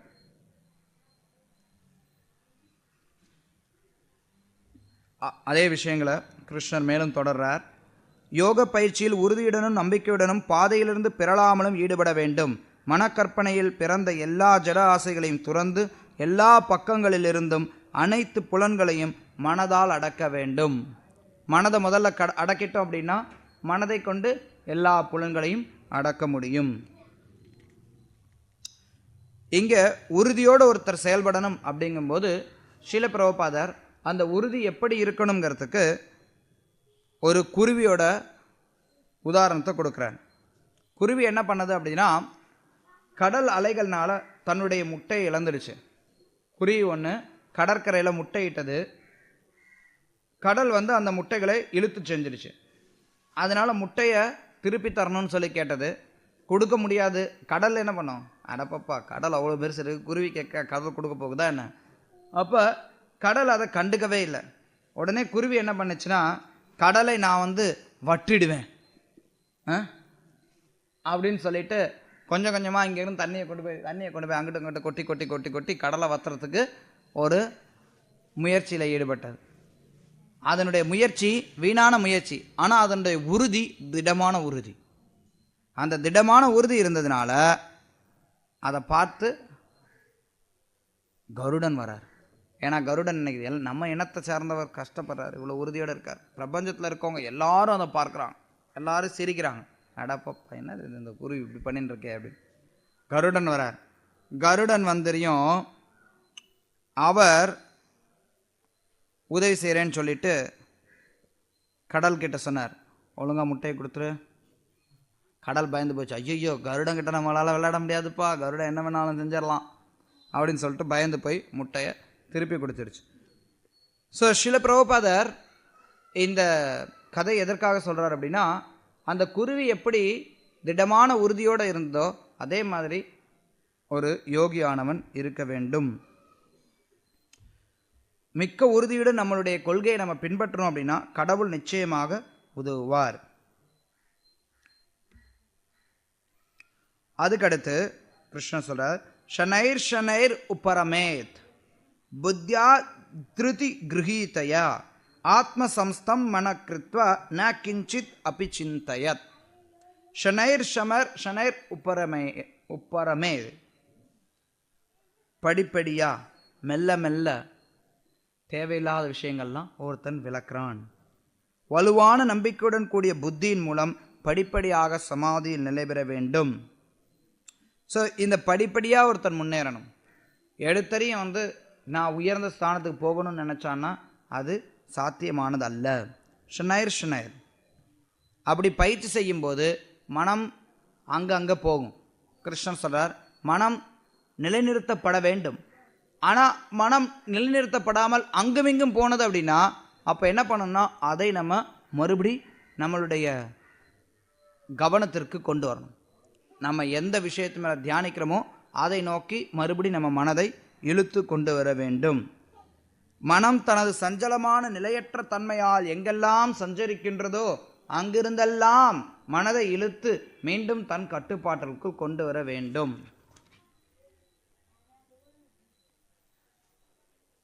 தொடர்ந்து கிருஷ்ணர் சொல்றார், என் மீது மனதை நிறுத்திய யோகி நிச்சயமாக உத்தம சுகம் என்னும் உயர் பக்குவத்தை அடைகிறான்.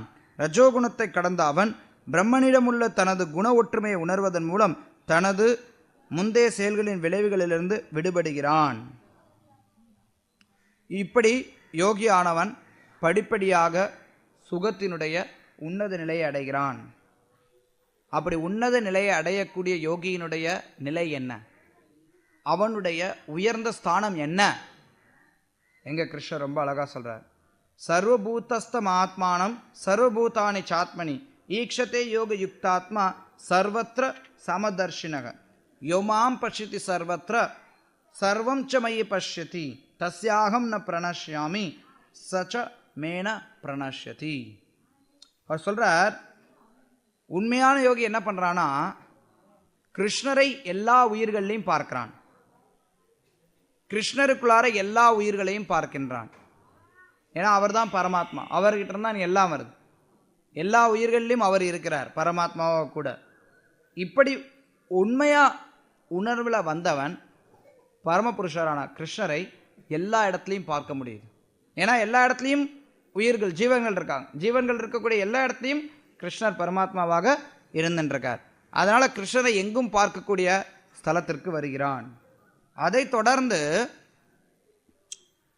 கிருஷ்ணர் யார் என்னை எல்லா இடங்களையும் பார்க்கிறாங்களோ அவங்களுக்கு நான் என்றைக்கும் விலகிடுவதில்லை. என்னை எல்லா இடங்களிலும் எல்லாவற்றையும் என்னில் காண்பவன் என்னை ஒருபோதும் இழப்பதில்லை, நானும் அவனை ஒருபோதும் இழப்பதில்லை. ஸோ இதுதான் இந்த யோகத்தினுடைய பக்குவ நிலையை குறித்த விளக்கம்.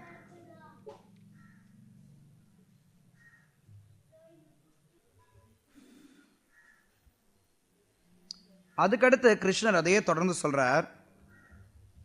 அதே யோகத்தினுடைய நிலைகளை பற்றி பேசும்போது, பரமாத்மாவின் தொண்டில் ஈடுபடக்கூடிய அந்த யோகியானவன் ஒரு குறிப்பிட்ட காலத்தில் கிருஷ்ணர் தான் பரமாத்மா அப்படிங்கிறத உணரக்கூடிய ஸ்தானத்துக்கு வருகிறான். எல்லா சூழ்நிலையும் எப்போதும் என்னில் நிலைக்கிறான். தொடர்ந்து சொல்றார், அர்ஜுனா, எவனொருவன் எல்லா உயிர்களுடைய சுக துக்கங்களை தன்னிடம் ஒப்பிட்டு காண்கிறானோ அவன் பரம யோகியாக கருதப்படுகிறான். எப்படி யோகத்தினுடைய பக்குவ நிலையை கிருஷ்ணர் ரொம்ப அழகாக விளக்குறார். இப்போ கிருஷ்ணர் யோக வழிமுறையை பற்றி சொல்லி முடிச்சிட்டார். அர்ஜுனன் கேள்வி கேட்குறான், சரி கிருஷ்ணா இதெல்லாம் சொல்கிற, இப்படி இப்படி பண்ணுங்கிற எல்லாம் சொல்கிற, கேட்கறதுக்கு நல்லா தான் இருக்குது, ஆனால் நடைமுறைக்கு ஒத்து வருமா கிருஷ்ணா? நீ சொல்கிறதெல்லாம் நடைமுறைப்படுத்த முடியுமா? யோயம் யோகஸ்த்வயா புரோக்தா சம்யேன மதுசூதன ஏத்தஸ்யாஹம் ந பஸ்யாமி சஞ்சலத்வத் ஸ்திதம் ஸ்திராம். அர்ஜுன் சொல்கிறான், மதுசூதனரே, மனம் நிலையற்றது, அமைதியற்றது. அதனால் நீங்கள் சொல்கிற யோக முறையை எனக்கு ஒத்து வரும்னு தோணலை. சஞ்சலம் கி மன கிருஷ்ணா பிரமாதி பலவத் திருடம் தஸ்யாகம் நிகிரகம் மன்யே வாயோர் ஈவ சுதுஸ்கரம். மனம் சஞ்சலமானது, பிரமாதி பலவத் திருடம், இது எப்போவுமே ரொம்ப பலமானது, கட்டுக்கடங்காதது, குழப்பம் மிக்கது. தஸ்யாகம் நிகிரகம் மன்யே, மனதை கட்டுப்படுத்துறது அப்படிங்கிறது வாயோர் ஈவ சுதுஸ்கரம், வாயுவை கட்டுப்படுத்துறதை காட்டிலும் கஷ்டமானதாக தெரியுது கிருஷ்ணாங்க. பாவத்தை இவ்வளோ நேரம் கஷ்டப்பட்டு பாடம் சொன்னேன்.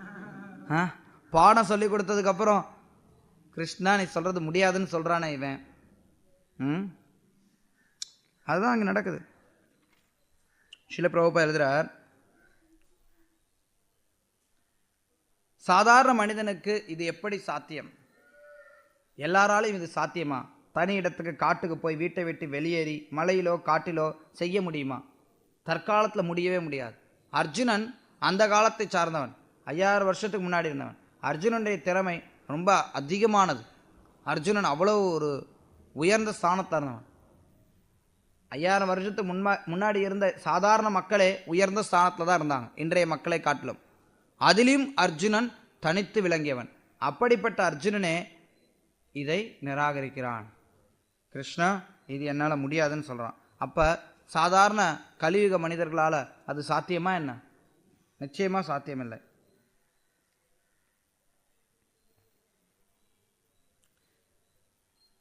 கிருஷ்ணர் பதில் சொல்கிறார், சரி ஆமாம் அர்ஜுனா நீ சொல்கிறது சரிதான், ஆனால் அதுக்காக மனதை கட்டுப்படுத்த முடியாதுன்னு நீ விட்டுறக்கூடாது.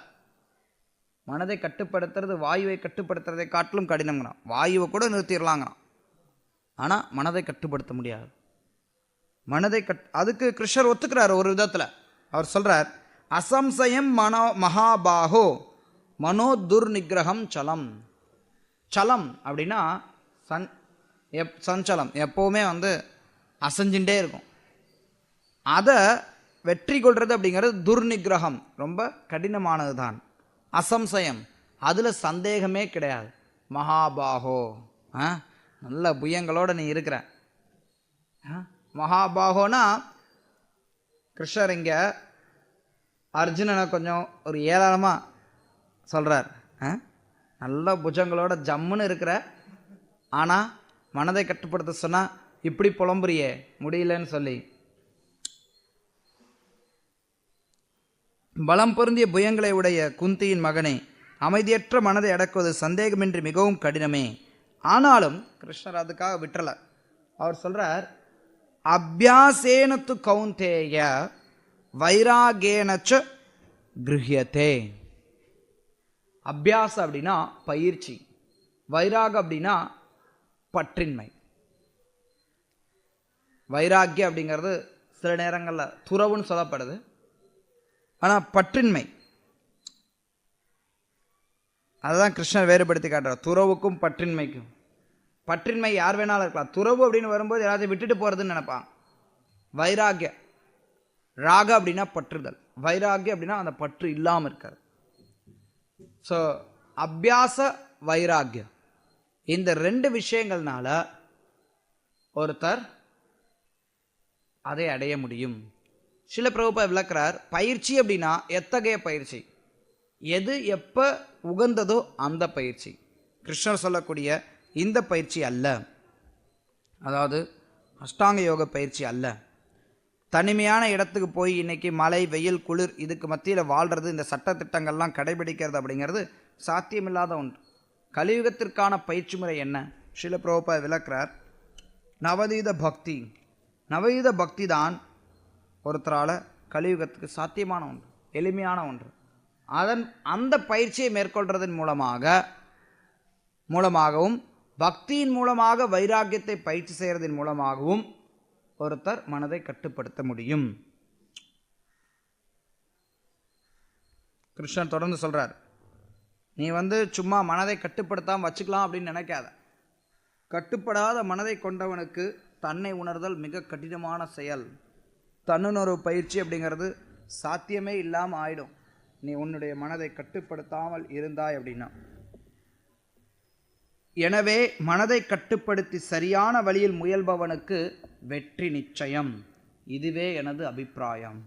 கிருஷ்ணசுர இது என்னுடைய அபிப்பிராயம், நீ என்ன யோசிக்கிற யோசி. அர்ஜுனன் விடலை, கேள்வியை நிறுத்தலை.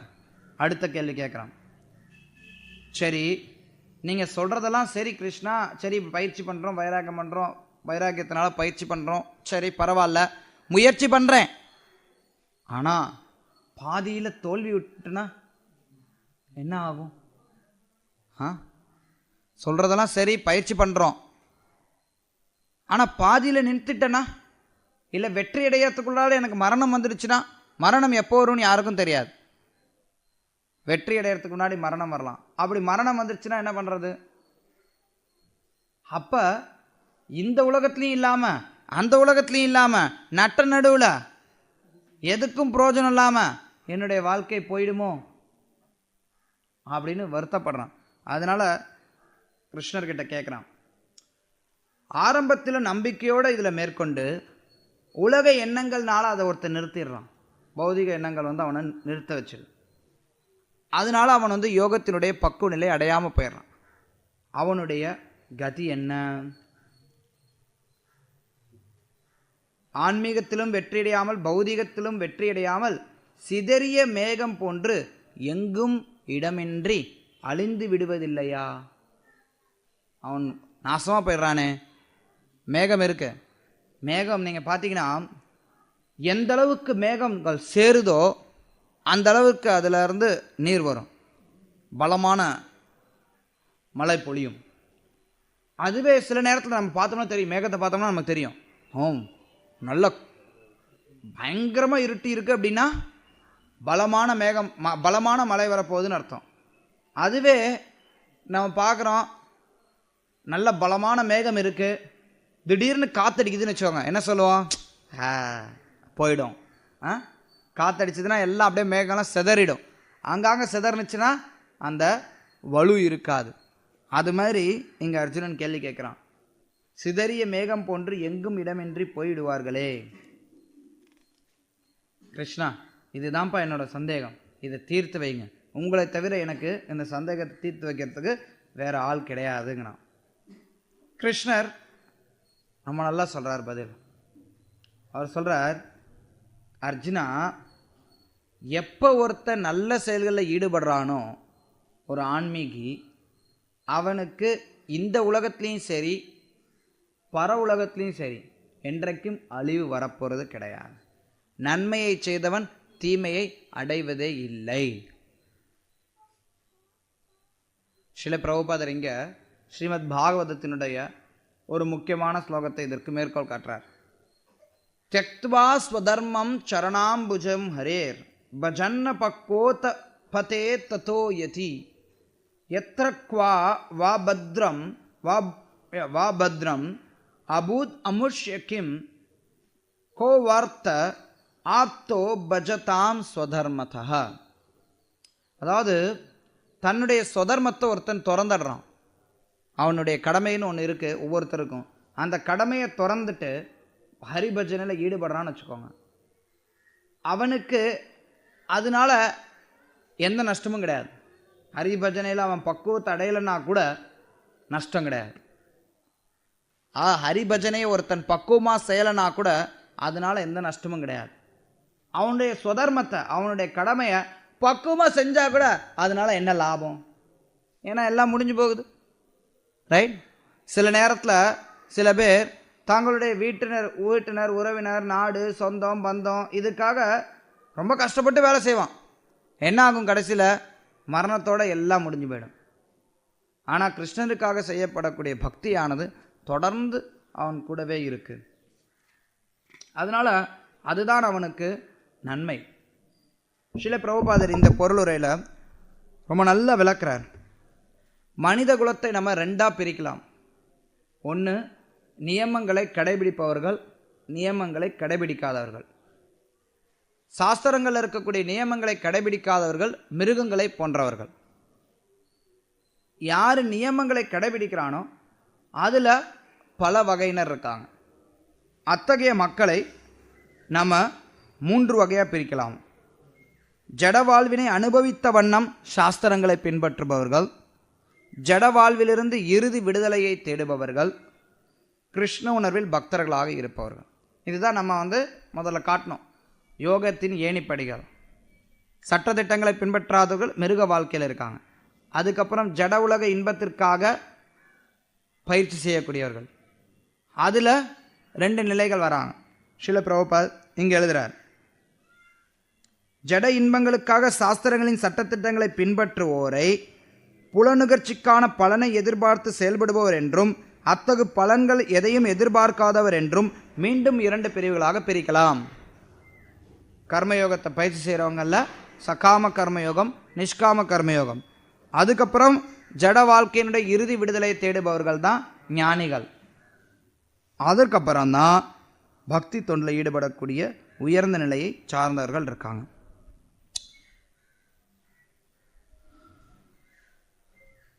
ஸ்ரீல பிரபுபாதன் இங்கே எழுதுகிறார், ஜட வாழ்க்கையிலிருந்து முக்தி அடைவதை தவிர மற்ற எல்லா வழிமுறைகளும் மங்களகரமானது கிடையாது. அதனால் இந்த முக்திக்கான பாதையில் ஒருத்தன் முன்னோக்கி போகிறது தான் இங்கே கிருஷ்ணர் சொல்கிறார். நன்மையை செய்தவனுக்கு தீமை என்றும் வருவதில்லைங்கிறது. இப்போ யோகிகளில் இது பொதுவாக எல்லா யோகிகளுக்கும் இந்த கேள்வி உரித்தாகுது. ஞான யோகி, அஷ்டாங்க யோகி, பக்தி யோகி, குறிப்பாக இந்த 3 யோகிகளுக்கும் பொருந்தக்கூடியதாக, கர்மயோகிக்கும் ஓரளவுக்கு பொருந்தக்கூடியது. அர்ஜுனுடைய கேள்வி என்ன? யோக வழிமுறையில் இருக்கக்கூடியவன் பாதியில் நிறுத்திட்டான் அப்படின்னா அவனுடைய நிலை என்ன? கிருஷ்ணர் ஃபஸ்ட்டு உறுதி கொடுத்துட்றார், நல்லது செஞ்சவனுக்கு தீமை வராது. சரி, என்ன நடக்கும்? அவன் ஓரளவுக்கு யோகத்தில் பயிற்சி பண்ணியிருக்கான்னு வச்சுக்கோங்க. 2 தரப்பாக இருக்கலாம், எல்லாருக்கும் ஒரே மாதிரி விளைவு கிடையாது. ஒருத்தன் நல்லா யோக பயிற்சியை உயர்ந்த ஸ்தானத்துக்கு வந்திருக்கலாம், வந்துட்டு அந்த நேரத்தில் அதிலிருந்து விலகி இருக்கலாம். இல்லை ஒருத்தர் ஆரம்ப நிலையிலேயே அதிலிருந்து விலகி இருக்கலாம். ஸோ 2 பேருக்கும் 2 விதமான விளைவுகளை கிருஷ்ணர் இங்கே சொல்கிறார். 41வது ஸ்லோகத்தில் கிருஷ்ணர் கொஞ்சம் யோக பயிற்சியை மேற்கொண்டு அதிலிருந்து விலகினவங்களை பற்றி சொல்கிறார். என்ன சொல்கிறார்? புண்ணிய ஆத்மாக்களின் லோகங்களில் சொர்க்கத்துக்கு போயிடுவான். பற்பல ஆண்டுகள் அனுபவித்த பின் நல்லோரின் குடும்பத்தில் அல்லது பெரும் செல்வந்தரின் குடும்பத்தில் பிறக்கிறான். அதன் மூலமாக அவனுக்கு ஆன்மீகத்தை பயிற்சி செய்கிறதுக்கான வாய்ப்புகள் சில நேரத்தில் மக்கள் கேட்குறது உண்டு. ஒருத்தன் அன்றாட உணவுக்கே கஷ்டப்படுற நேரத்தில் அவன் எப்படி ஆன்மீகத்தை எடுத்துக்கொள்வான் அப்படின்னு ஒரு விதத்தில் தத்துவ ரீதியாக நம்ம பார்த்தோம் அப்படின்னா, அன்றாட உணவுக்கு ஒருத்தன் கஷ்டப்படுறான் அப்படின்னா அவனுக்கு தேவை அப்போதைக்கு அன்னமய கோஷா, எனக்கு இப்போதைக்கு சாப்பாடு வேணுங்க. சில பிரபா சொல்ல நம்ம அதையும் கொடுக்குறோம், அதையும் கொடுத்து ஆன்மீகத்தை பயிற்சி செய்ய சொல்லி சொல்கிறோம். ஆனால் ஒரு பக்கம் நீங்கள் பார்த்தீங்கன்னா அன்றாட உணவுக்கு கஷ்டப்படுறவங்க தத்துவ ரீதியாக யார் வேண்டாலும் ஆன்மீகத்தை ஏற்றுக்கொள்ளலாம் அப்படின்னா கூட அவங்களுக்கு அது ரொம்ப கஷ்டமானதாக இருக்கும். ஏன்னா அவனுடைய மனம் அதற்கு ஒத்துழைக்காது, அவன் சிரமப்படுவான். அதனால தான் இங்கே சொல்லப்படுது, யார் ஒருத்தன் யோகத்தை பாதியில் விடுறானோ அவன் செல்வந்தனுடைய குடும்பத்தில் பிறக்கிறான். அப்போ அவனுக்கு எந்த ஒரு கஷ்டமும் கிடையாது, நேரடியாக பக்தியில் ஈடுபடலாம். ஈடுபடலாம்ல. ஆனால் ஏன் செல்வந்தனுடைய பசங்களாம் ஈடுபட மாட்டேங்கிறாங்க? ஏன்னா செல்வத்தினுடைய மோகம் அது அவனை பாதையிலிருந்து விலக்கிடும். ஸோ அதனால் செல்வந்தர்களுடைய குடும்பத்தில் பிறக்கிறது அல்லது நல்ல குடும்பத்தில் பிறக்கிறது அப்படிங்கிறது உறுதி கிடையாது. மறுபடியும் அவன் பக்தன் ஆவானா அப்படிங்கிறது வாய்ப்புகள் கொடுக்கப்படுது, ஆனால் உறுதியாக சொல்ல முடியாது. ஏன் அவனுக்கு அந்த வாய்ப்பு கொடுக்கப்படுதுன்னா அவன் யோகத்தில் ஓரளவு பயிற்சி பண்ணியிருக்கான், ரைட்? அதுவே அதுக்கு அடுத்த ஸ்லோகத்தில் கிருஷ்ணர் சொல்கிறார், நீண்டகால யோக பயிற்சிக்கு பிறகு வெற்றி அடையாதவர்கள் அறிவில் சிறந்து விளங்கும் ஆன்மீகிகளின் குலத்தில் பிறப்பது உறுதி. இத்தகு பிறவி நிச்சயமாக இவ்வுலகில் மிக அரிதானதாகும். பக்தர்களுடைய குடும்பத்தில் பிறக்கிறது, பக்தர்களுடைய குடும்பத்தில் பிறக்கிறதுங்கிறது ரொம்ப அரிதானது. அவன் சொர்க்கத்துக்கெலாம் போக தேவையில்லை, சொர்க்கத்துக்கு போய் டயத்தை விரயம் பண்ண வேண்டிய அவசியம் அவனுக்கு கிடையாது. சில பிரபுபாதா தான் சொல்லுவார், நம்ம பக்தர்கள் ரொம்ப கவனமாக இருக்கணும். நம்ம ஒரு ஸ்டேஜை விட்டு தாண்டினாதான் மறுபடியும் நமக்கு பக்தர்களுடைய குடும்பத்தில் பிறவி கிடைக்கும். இல்லைன்னா நம்ம சொர்க்கத்துக்கு போயிடுவோம். சொர்க்கத்துக்கு போனோம்னா என்ன ஆகும்? புலனின்பத்தில் இருப்போம். அப்புறம் முடிஞ்சதுக்கப்புறம் மறுபடியும் இங்கே வருவோம். மறுபடியும் இங்கே வரும்போது கலியுகம் முத்தி போயிருக்கும். சொர்க்கலோகத்துக்கு போனால் 10,000 வருஷம் வாழலாம். 10,000 வருஷம் அங்கே வாழ்ந்துட்டு வரத்துக்குள்ளார இங்கே ஹரே கிருஷ்ணா ஹரே ராமாலாம் ஒன்றும் இருக்காது. சில பிரபுபாதா அதனால தான் கவனமாக சொல்லுவார், இந்த பிறவியே கடைசி பிறவியாக இருக்கட்டும்னு சொல்லி முயற்சி எடுங்க. அப்போ நீங்கள் அங்கே இங்கே போக மாட்டீங்க. அதே சமயத்தில் சில பிரபுபாதா இன்னொன்று சொன்னார், நடைமுறையில் என்னுடைய சிஷ்யர்களே நிறைய பேர் சொர்க்கத்துக்கு தான் போகிறாங்கன்னு. ஏன்னா தீவிரமாக பக்தியை எடுத்துக்கொள்ளும் போது அவங்க மறுபடியும் பக்தர்களுடைய குடும்பத்தில் பிறக்கிறதுக்கு வாய்ப்பு கிடைக்கும். அப்படியே தோல்வி அடைஞ்சாங்க அப்படின்னா கூட அத்தகைய பிறவி ரொம்ப ரொம்ப அரிதான ஒரு பிறவி. அதனால தான் சில பிரபுபாதா சொல்வார், தன்னுடைய கிரகஸ்த சிஷ்யர்களுக்கு நல்ல குழந்தைகளை பெற்று கொடுங்கள். சும்மா ஏதோ நாய்களையும் பூனைகளும் மாதிரி குழந்தைகளை பெற்றுக்கொள்ளாதீர்கள், நல்ல குழந்தைகளை பெற்றுக்கொள்ளுங்க. பிரபுபாதா சொல்ல, எனக்கு நிறைய குழந்தைங்க வேணும், உங்கள் மூலமாக எனக்கு நிறைய குழந்தைங்க வேணும், கொடுங்க எனக்கு அப்படின்னு சொல்லி கேட்பார். ஸோ அதுதான் வழிமுறை. ஒருத்தர் எந்த அளவுக்கு தூய பக்தியில் பிரார்த்தனை செலுத்துகிறாங்களோ அந்த அளவிற்கு தூய ஆத்மாவை கிருஷ்ணர் அனுப்பி வைப்பார்.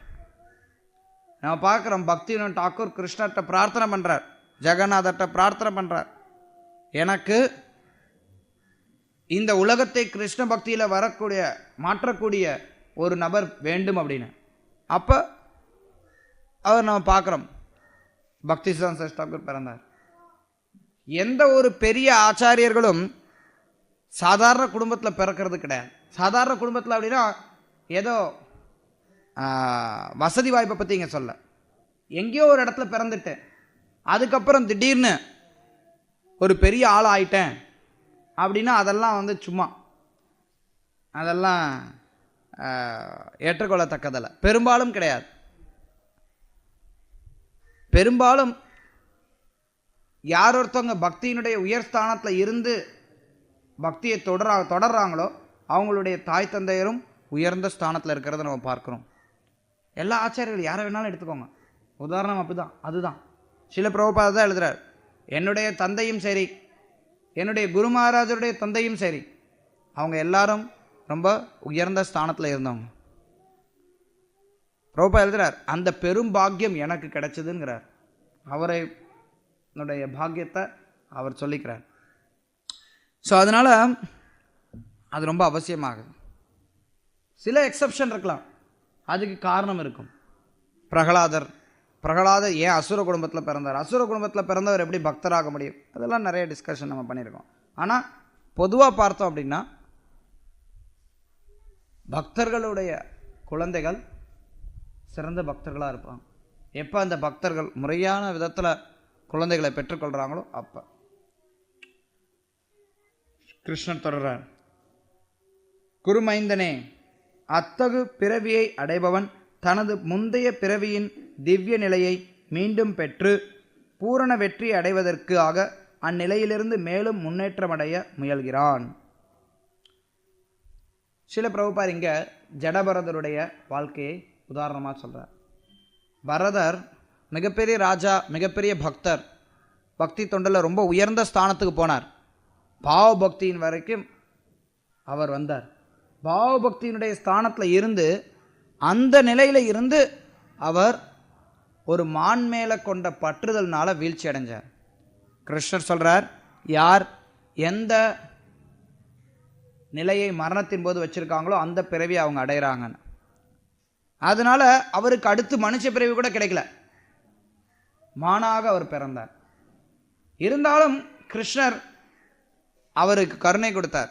மானாக இருந்த போதிலும் பரதர் சாதாரண மான்லாம் என்ன மாதிரியான விஷயத்தில் ஆர்வம் கொள்ளுமோ அதிலெல்லாம் அவர் ஆர்வம் காட்டல. மானுக்கு ரொம்ப பிடிச்சமான ஒரு விஷயம் என்ன தெரியுங்களா?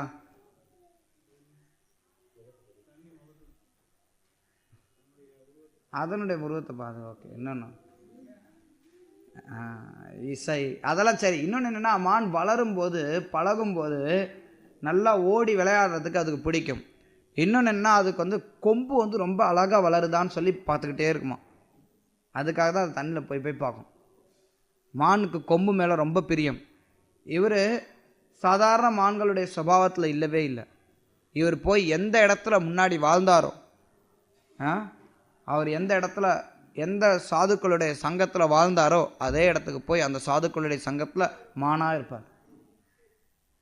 அதுக்கப்புறம் அந்த மான் உடல்லேருந்து மடிஞ்சதுக்கப்புறம் அவருக்கு இன்னொரு பிறவி கிடைக்குது. அந்த பிறவியில் அவர் ஜடபரதர்னு அழைக்கப்படுறார். அப்போ அவர் வந்து பிராமண குடும்பத்தில் பிறக்கிறார். அவங்க அப்பாவும் சிறந்த பக்தர்.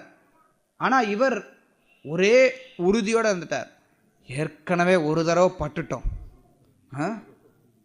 தேவையில்லாமல் மானாக வாழ்ந்துட்டோம், இந்த பிறவியில் வேறு எதை பற்றியும் யோசிக்கக்கூடாது தீர்மானமாக இருக்கார். அதனால் ஜடமாக இருப்பார். சதா சர்வகாலம் கிருஷ்ணருடைய ஸ்மரணையிலே இருப்பார். வெளி உலக விஷயங்கள் எதை பற்றியும் கவலைப்படவே மாட்டார். குளிக்க மாட்டார், உடை ஒழுங்காக உடுத்த மாட்டார். அவங்க அப்பா இவருக்கு என்னென்னமோ வேலைகள்லாம் சொல்லி கொடுப்பார், எதோ செஞ்சு கொடுப்பார், சாஸ்திரம் கற்றுக் கொடுப்பார், எதுவும் கிடையாது. முழுக்க முழுக்க கிருஷ்ணருடைய ஸ்மரணையில் இருந்துட்டு அவர் முக்தி அடைவார்.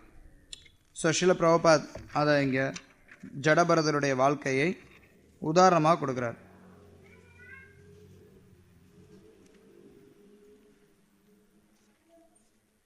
தனது பூர்வ ஜென்ம திவ்ய உணர்வின் காரணத்தினால் யோகத்தின் கொள்கைகளை நாடாமலேயே அவன் அவற்றால் இயற்கையாக கவரப்படுகிறான். சில பிரபுபா சொல்றார், யாரெல்லாம் வந்து கிருஷ்ண பக்தியை கொடுக்கும்போது இயற்கையாக கவரப்பட்டு உடனே ஒரு சிலர் பிக்கப் பண்ணிப்பாங்க. சில பேர் பார்த்தீங்கன்னா வருஷ கணக்கில் வருவாங்க வருவாங்க வருவாங்க வருவாங்க.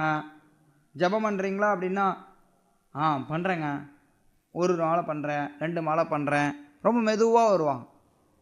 சில பேர் பார்த்தீங்க அப்படின்னா ரொம்ப வேகமாக பிடிச்சிப்பாங்க, அப்படி தயாராக இருப்பாங்க. அப்படி போய் கிருஷ்ண பக்தியை பற்றி சொன்ன உடனே கற்பூரம் மாதிரி பற்றிப்பாங்க. ஸோ அப்போ அவங்க வந்து முன்னாடி பிறவிலே ஏதோ செஞ்சுருக்கிறாங்க அப்படின்னு நம்ம புரிஞ்சுக்கணும். அதனால் அவங்களால எளிமையாக பிடிச்சிக்க முடியுது. சில பேர் அதை பிடிச்சிக்க மாட்டாங்க.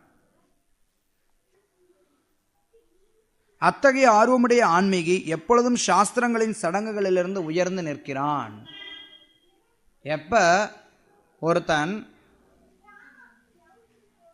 இயற்கையாக பகவான் மேலே பற்றுதல் கொள்கிறானோ அவனுக்கு விதிமுறைகள் கிடையாது.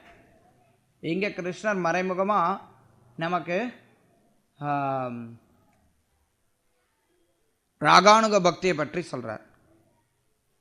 யார் ஒருத்தன் இயற்கையான விதத்தில் கிருஷ்ணர் மேலே பற்றுதல் கொள்கிறானோ அவனுக்கு சாஸ்திர விதிகள்லாம் ஒரு பொருட்டல்ல. சாஸ்திர விதிகளை கடந்தவன் அவன். ஸ்ரீல பிரபுபாத் பாகவதத்திலிருந்து உதாரணம் கொடுக்கிறார். யார் ஒருத்தன் கிருஷ்ண பக்தியில் ஈடுபடுறானோ அவன் இயற்கையாகவே எல்லாவித புண்ணிய செயல்களையும் ஏற்கனவே செய்தவன். அஹோபதோ சுபச்சோதோ கரியான் யஜ்ஜிக்வாக்ரே வர்த்ததே நாம துப்யம் தே புஸ்தபஸ்தே ஜுஹு சஸ்ருரார்யா பிரம்மணாச்சுர் நாம கிருணந்தி ஏதே. எம்பெருமானே, உமது திருநாமங்களை உச்சரிப்பவர்கள் நாயை தின்னும் குலத்தில் பிறந்தவர்களாக இருந்தாலும் ஆன்மீக வாழ்வில் மிக மிக முன்னேற்றம் அடைந்தவர்களாவர். இவ்வாறு நாம உச்சாடனம் செய்பவர்கள் எல்லாவிதமான தபங்களையும் யாகங்களையும் செய்து எல்லா புண்ணிய ஸ்தலங்களிலும் நீராடி எல்லா சாஸ்திரங்களையும் கற்றுணர்ந்தவர்கள் என்பதில் சந்தேகமில்லை. நாமத்தை சொல்ல ஆரம்பிச்சிட்டான் ஒருத்தன் அப்படின்னா அவன் இந்த எல்லா நிலைகளையும் தாண்டியவன். ஸ்ரீல பிரபுபாதர் ஹரிதாஸ் தாக்கூரை இதற்கு ஒரு உதாரணமாக கொடுக்கிறார். ஹரிதாஸ் தாக்கூர் உயர்ந்த குடும்பத்தில் பிறந்தவர் கிடையாது, முஸ்லீம் குடும்பத்தில் பிறந்தவர். இருந்தாலும் அவருக்கு இயற்கையாக அந்த நாமத்தின் மேலே அவர் பற்றுதல் கொண்டார். இயற்கையாக நாமத்தின் மேலே பற்றுதல் கொண்டு ஹரே கிருஷ்ண மகாமந்திரத்தை தினமும் 3 லட்சம் தடவை ஹரிநாமத்தை சொல்வதற்கு அவர் உறுதி கொண்டிருந்தார். அதனால சைத்தன்ய மகாபிரபு அவரை நாமாச்சாரியர்னு அழைத்தார். பொதுவாக இங்கே கிருஷ்ணர் சாதாரண யோகிகளை பற்றி தொடர்றார். முன்னேற்றம் பெறுவதற்கான தீவிர முயற்சியில் ஈடுபடும் யோகி எல்லா களங்கங்களிலும் தூய்மை பெற்று இறுதியில் அநேக ஜென்மங்கள் பயின்ற பிறகு பரமகத்தியை அடைகிறான்.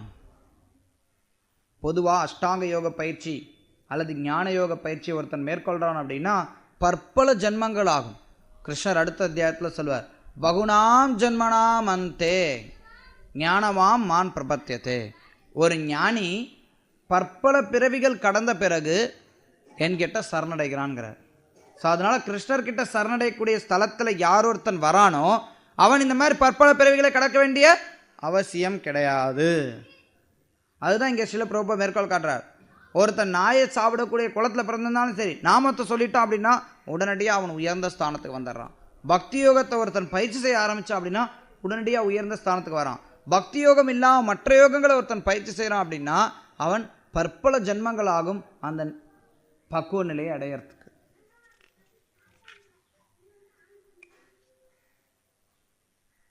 அடுத்து கிருஷ்ணர் இங்க பல்வேறு யோகிகளை பற்றி ஒரு ஒப்புமை செய்கிறார்.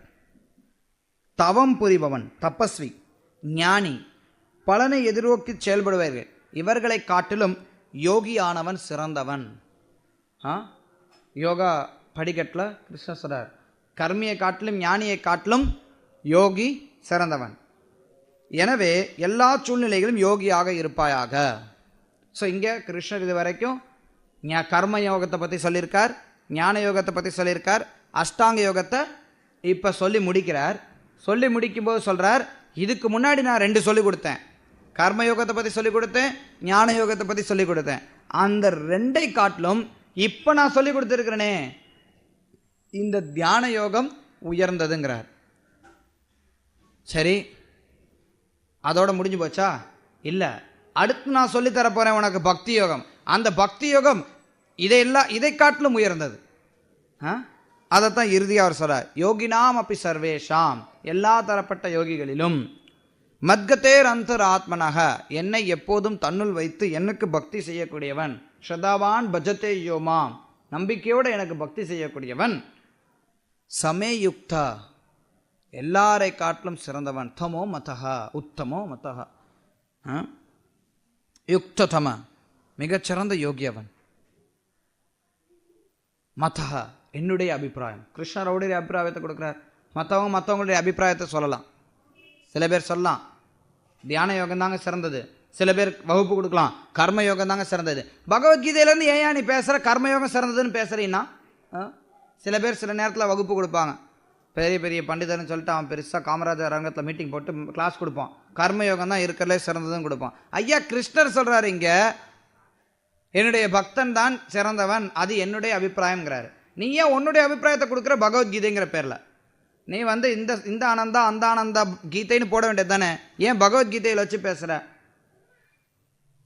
ஏன் பகவத்கீதையை நீ துஷ்பிரயோகம் பண்ணுற?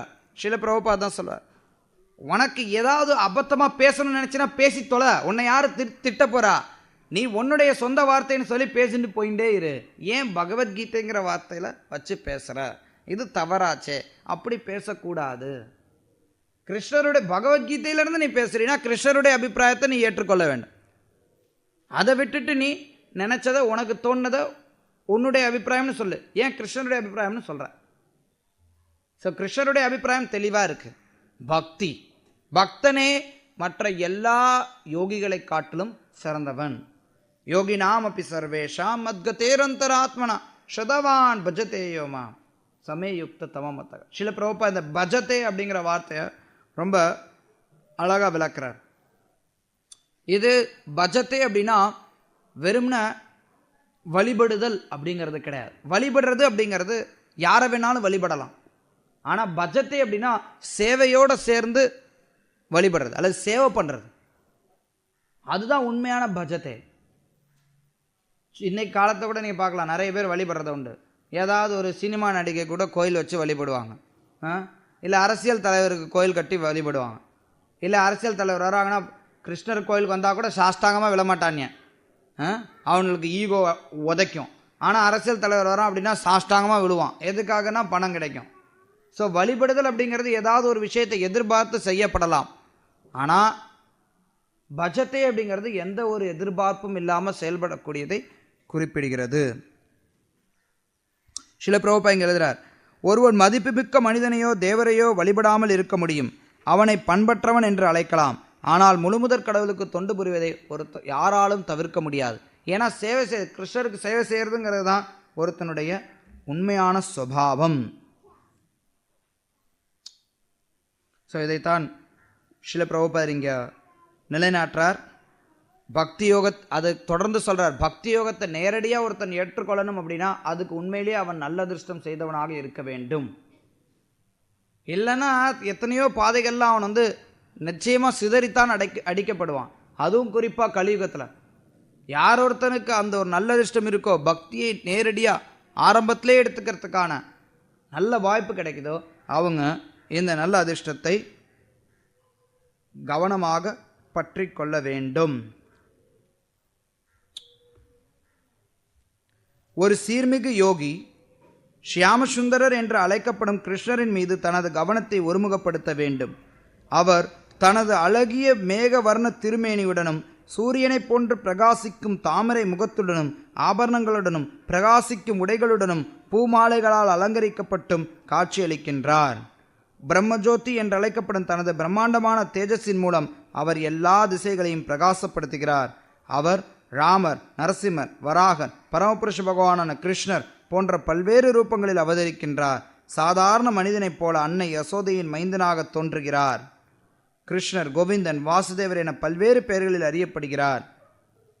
அவரே பக்குவமான குழந்தை, கணவர், நண்பர் மற்றும் எஜமானர். அவர் எல்லாவித வைபவங்களும் திவ்ய குணங்களும் நிரம்ப பெற்றவர். பகவானின் இத்தகைய இயல்புகளை பற்றிய பூரண உணர்வில் இருப்பவன் மிக உன்னதமான யோகி. ஸோ இதுதான் மிக உன்னதமான யோகி. மற்றது எதுவும் மிக உன்னதமான யோக நிலைகள் கிடையாது. ஸோ கிருஷ்ணர் இங்கே தியான யோகத்தை பக்தன்தான் சிறந்தவன் அப்படிங்கிற முடிவோடு நிறுத்துகிறார். அவர் ஞான யோகத்தை பற்றி பேசும்போதும் பக்தியினுடைய உயர்ஸ்தானத்தை சொன்னார். கர்மயோகத்தை பற்றி பேசும்போதும் பக்தியினுடைய உயர்ஸ்தானத்தை சொன்னார். தியானத்தை பற்றி பேசும்போதும் பக்தியினுடைய உயர்ஸ்தானத்தை சொல்கிறார். இதுதான் 6வது அத்தியாயம். இந்த அத்தியாயத்தில் கிருஷ்ணர் அஷ்டாங்க யோகத்தை பற்றி சொல்கிறார். 5வது அத்தியாயத்தில் கொடுத்த ஒரு குறிப்பை தொடர்ந்து சொல்கிறார். யோகத்தினுள்ள 2 நிலைகள் இருக்குது. ஆரம்ப நிலையில் செயலானது வழியாக சொல்லப்படுகிறது. உயர்ந்த நிலையில் செயலை துரத்தலே வழியாக சொல்லப்படுகிறது. உயர்ந்த நிலைக்கு ஒருத்தர் வரணும் அப்படின்னா அதற்கு மனதினுடைய உதவி அவசியம். மனதை கொண்டு உயர்த்த வேண்டுமே ஒழிய தாழ்த்தக்கூடாது. கட்டுப்படுத்தியவனுக்கு மனம் நண்பனாகிறது, கட்டுப்படுத்த தவறியவனுக்கு மனம் விரோதியாகிறது. அதைத் தொடர்ந்து அவனுடைய அறிகுறிகளை அவர் சொல்கிறார். கல்லையும் மண்ணையும் சமமாக பார்க்கிறான், சமதுக்கத்தை சமமாக பார்க்கிறான், கல்லையும் பொன்னையும் சமமாக பார்க்கிறான், கூழாங்கல் இதெல்லாத்தையும் சமமாக பார்க்கிறான். அதுதான் அவனுடைய உயர்ந்த நிலைங்கிறார். அப்போ அதை தொடர்ந்து எப்படி தியானம் செய்கிறதுங்கிற வழிமுறையை சொல்கிறார். தனிமையான இடத்துக்கு போகணும், பிரம்மச்சரியத்தை கடைபிடிக்கணும், தர்பை புல்லை விரித்து மான் தோலை விரித்து அது மேலே ஒரு துணியை போட்டு ஆசனம் உயரமாக இருக்கக்கூடாது, உயரம் குறைவாக இருக்கக்கூடாது, கண்களை மூடக்கூடாது, கண்களை திறக்கக்கூடாது, நாசியினுடைய நுனியில் கண்களை ஒருமுகப்படுத்தணும், மனதை ஒருமுகப்படுத்தணும், அதிகமாக சாப்பிடக்கூடாது, அதிகமாக தூங்கக்கூடாது, உண்ணுதல், உறங்குதல், கேளிக்கை இதிலெல்லாம் நெருப்படுத்தி இருக்கணும்.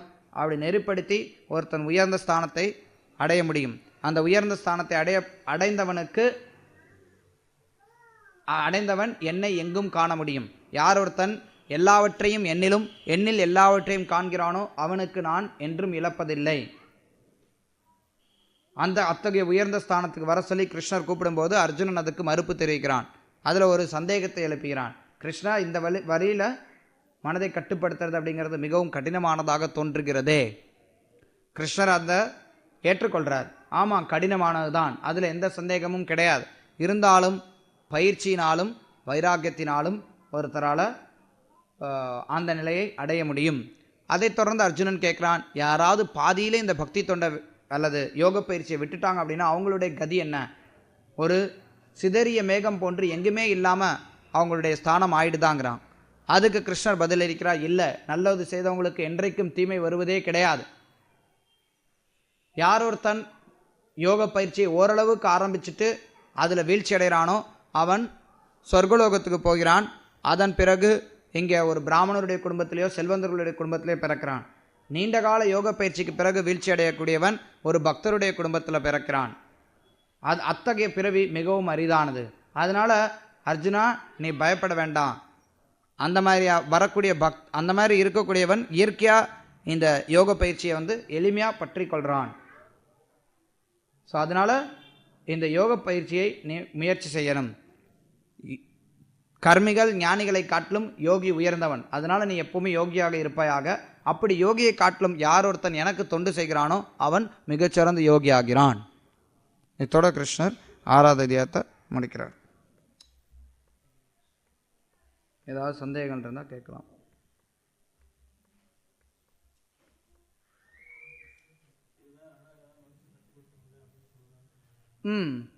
கிருஷ்ணர் இங்கே சொல்கிறார், அர்ஜுனன் இங்கே சொல்கிறான், வீசும் காற்றை கட்டுப்படுத்துவதை விட மனதை கட்டுப்படுத்துவது கடினமானதுன்னு. ஸோ சில நேரத்தில் நம்ம விளக்கம் கொடுக்கறது உண்டு, அர்ஜுனனுடைய சக்தியினால் காற்றை கூட கட்டுப்படுத்தி இருக்க முடியுமோ அப்படின்னு. ஆமாம், அதைத்தான் அவங்க சொல்ல வராங்க. அர்ஜுனனுடைய சக்தி அவ்வளவு அதிகமானது. அவனால் வீசும் காற்றை கூட கட்டுப்படுத்த முடியும் அவனுடைய யோக சக்தியினால், அதாவது அவனுடைய அஸ்திர வித்தையினால்.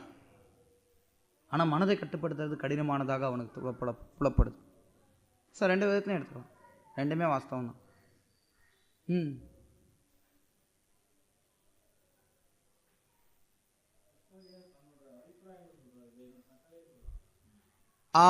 கிருஷ்ணர் ஏன் தன்னுடைய அபிப்பிராயம்னு சொல்கிறார், அவருடைய கட்டளைன்னு சொல்லாமல்? இங்கே கட்டளை கொடுக்கறது கிடையாது. எதுவும் ஏதாவது ஒரு விஷயத்தை செய்யன்னு சொல்லும்போது அந்த இடத்துல கட்டளை ஆகும். இங்கே கிருஷ்ணர் அவருடைய கருத்தை சொல்கிறார். அவருடைய கருத்து தான் சிறந்தது, அவருடைய கருத்து தான் உண்மை. ஸோ கிருஷ்ணர் உண்மைன்னு சொல்கிறார், என்னுடைய கருத்துன்னு சொல்கிறார். எப்படி வேணாலும் நீ எடுத்துக்கோ, இதுதான் சாஸ்வதம். அதைத்தான் அவர் வலியுறுத்துறார். கிருஷ்ணருடைய அபிப்பிராயம் அது. கிருஷ்ணர் சாதாரண மனிதராக இருந்தார் அப்படின்னா அவருடைய அபிப்பிராயத்துக்கு எந்த ஒரு மதிப்பும் கிடையாது. ஆனால் கிருஷ்ணர் கடவுளாக இருக்கிறதுனால அவருடைய அபிப்பிராயம் தான் பக்குவமானது.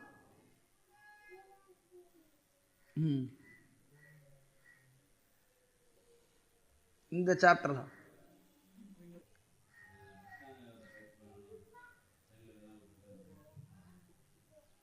முந்தின அத்தியாயங்களில் கிருஷ்ணர் செயல்பட சொல்லி சொன்னார். அஷ்டாங்க யோகத்தில் வரும்போது செயல்பாடுகளை விடுறதை பற்றி சொல்கிறாரு. அதுதான் அவர் சொல்கிறார், ஆரம்ப நிலையில் செயல்பட்டு கொண்டே இருக்கணும். அஷ்டாங்க யோகத்திலேயே யோகாரூட ஸ்தானத்துக்கு ஒருத்தன் போகும்போது தான் செயலை துரத்தல் வழியாக சொல்லப்படுகிறது. யோகா ருருக்ஷு நிலையில் இருக்கும்போது செயல்களை ஒருத்தர் செஞ்சுட்டு இருக்காங்க. யோகாரூட ஸ்தானம் அப்படிங்கிறது தாரண தியான சமாதி. கடைசி 5 நிலைகள் யோகாரூட ஸ்தானங்களாக சொல்லப்படுது. கடைசி 3 நிலைகள். முதல் 5 நிலைகள் யோகா ருருக்ஷு. அதை ஒருத்தர் பயிற்சி பண்ணி ஒரு ஸ்தானத்தில் செயல்களை நிறுத்திடுறாங்க.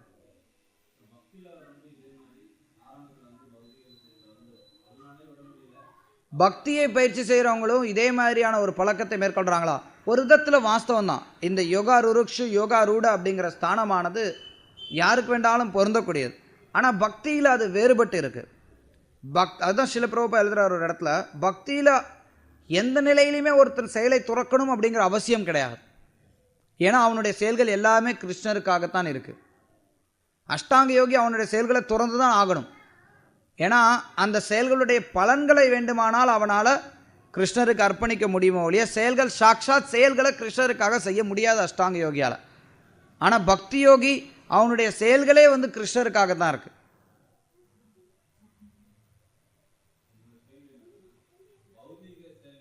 பௌதிக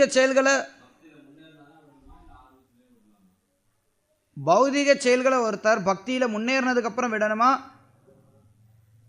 பக்தியில் முன்னேறாமல் விடலாமா? அதுக்கு தான் சில பிரபுபா மேற்கோள் காட்டுறார் ஸ்ரீமத் பாகவத்தில் இருந்து. தெக்த்வா சுதர்மம் சரணாம்புஜேர் ஹரேர் பஜன்ன பக்தோ. வெரி நைஸ் ஸ்லோகம். தெக்த்வா சுதர்மம் சரணாம்புஜேர் ஹரே பஜன்ன பக்தோ தபதே யதோ ததோ யதி எத்ர க்வா வா பத்ரம் அபூத் அமூஷ்ய கிம் கோ வார்த்த ஆப்தோ பஜதாம் ஸ்வதர்மதக. மொழிபெயர்ப்பு படிக்கிறேன், கேளுங்க. எல்லா பௌதிக முன்னேற்றத்தையும் துறந்து யாரேனும் பரமபுருஷ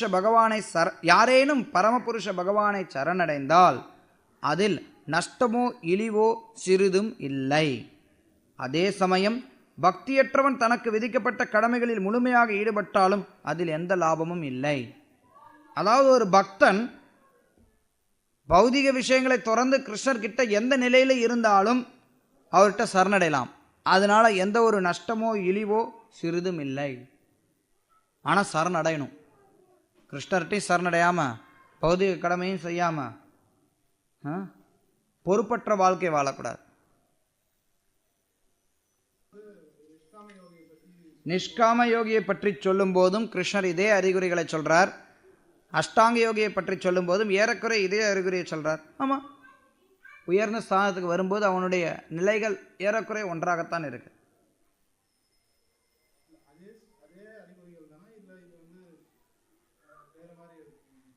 ஒரே மாதிரியான அறிகுறிகள் தான். இதே விஷயத்தை கிருஷ்ணர் பக்தி யோகத்தை பற்றி சொல்லும் போதும் சொல்லுவார். சுக்க துக்க சமக்கிருத்வா லாபோ லாபோ ஜெய ஜெய, இந்த விஷயங்கள் மீண்டும் மீண்டும் வரும். எஸ்பெஷலி கிருஷ்ணர் 12ஆவது அத்தியாயத்தில் சொல்லுவார், பக்தன் எத்தகைய பக்தன் எனக்கு பிரியமானவன். அதில் வரும்போது இதே மாதிரியான விஷயங்கள் மீண்டும் வரும். அதனால தான் நீங்கள் இங்கே பார்த்தீங்கன்னா கூட இந்த இடத்துலையும் பிரபுபாதர் பக்தியை பற்றி விளக்குறார். ஏன்னா இதெல்லாம் எந்த யோகத்தை பயிற்சி செய்கிறதுனாலையும் அடையப்படக்கூடிய விஷயங்கள். பலதரப்பட்ட யோகங்களை செய்கிறதுனாலையும் இந்த நிலையை ஒருத்தரால் அடைய முடியும். அதுதான் இதனுடைய பொருள். ஓகே, ஹரே கிருஷ்ணா. பகவத்கீதை உண்மை உருவில் கி ஜாய். ஸ்ரீல பிரபுபாத் கி ஜாய்.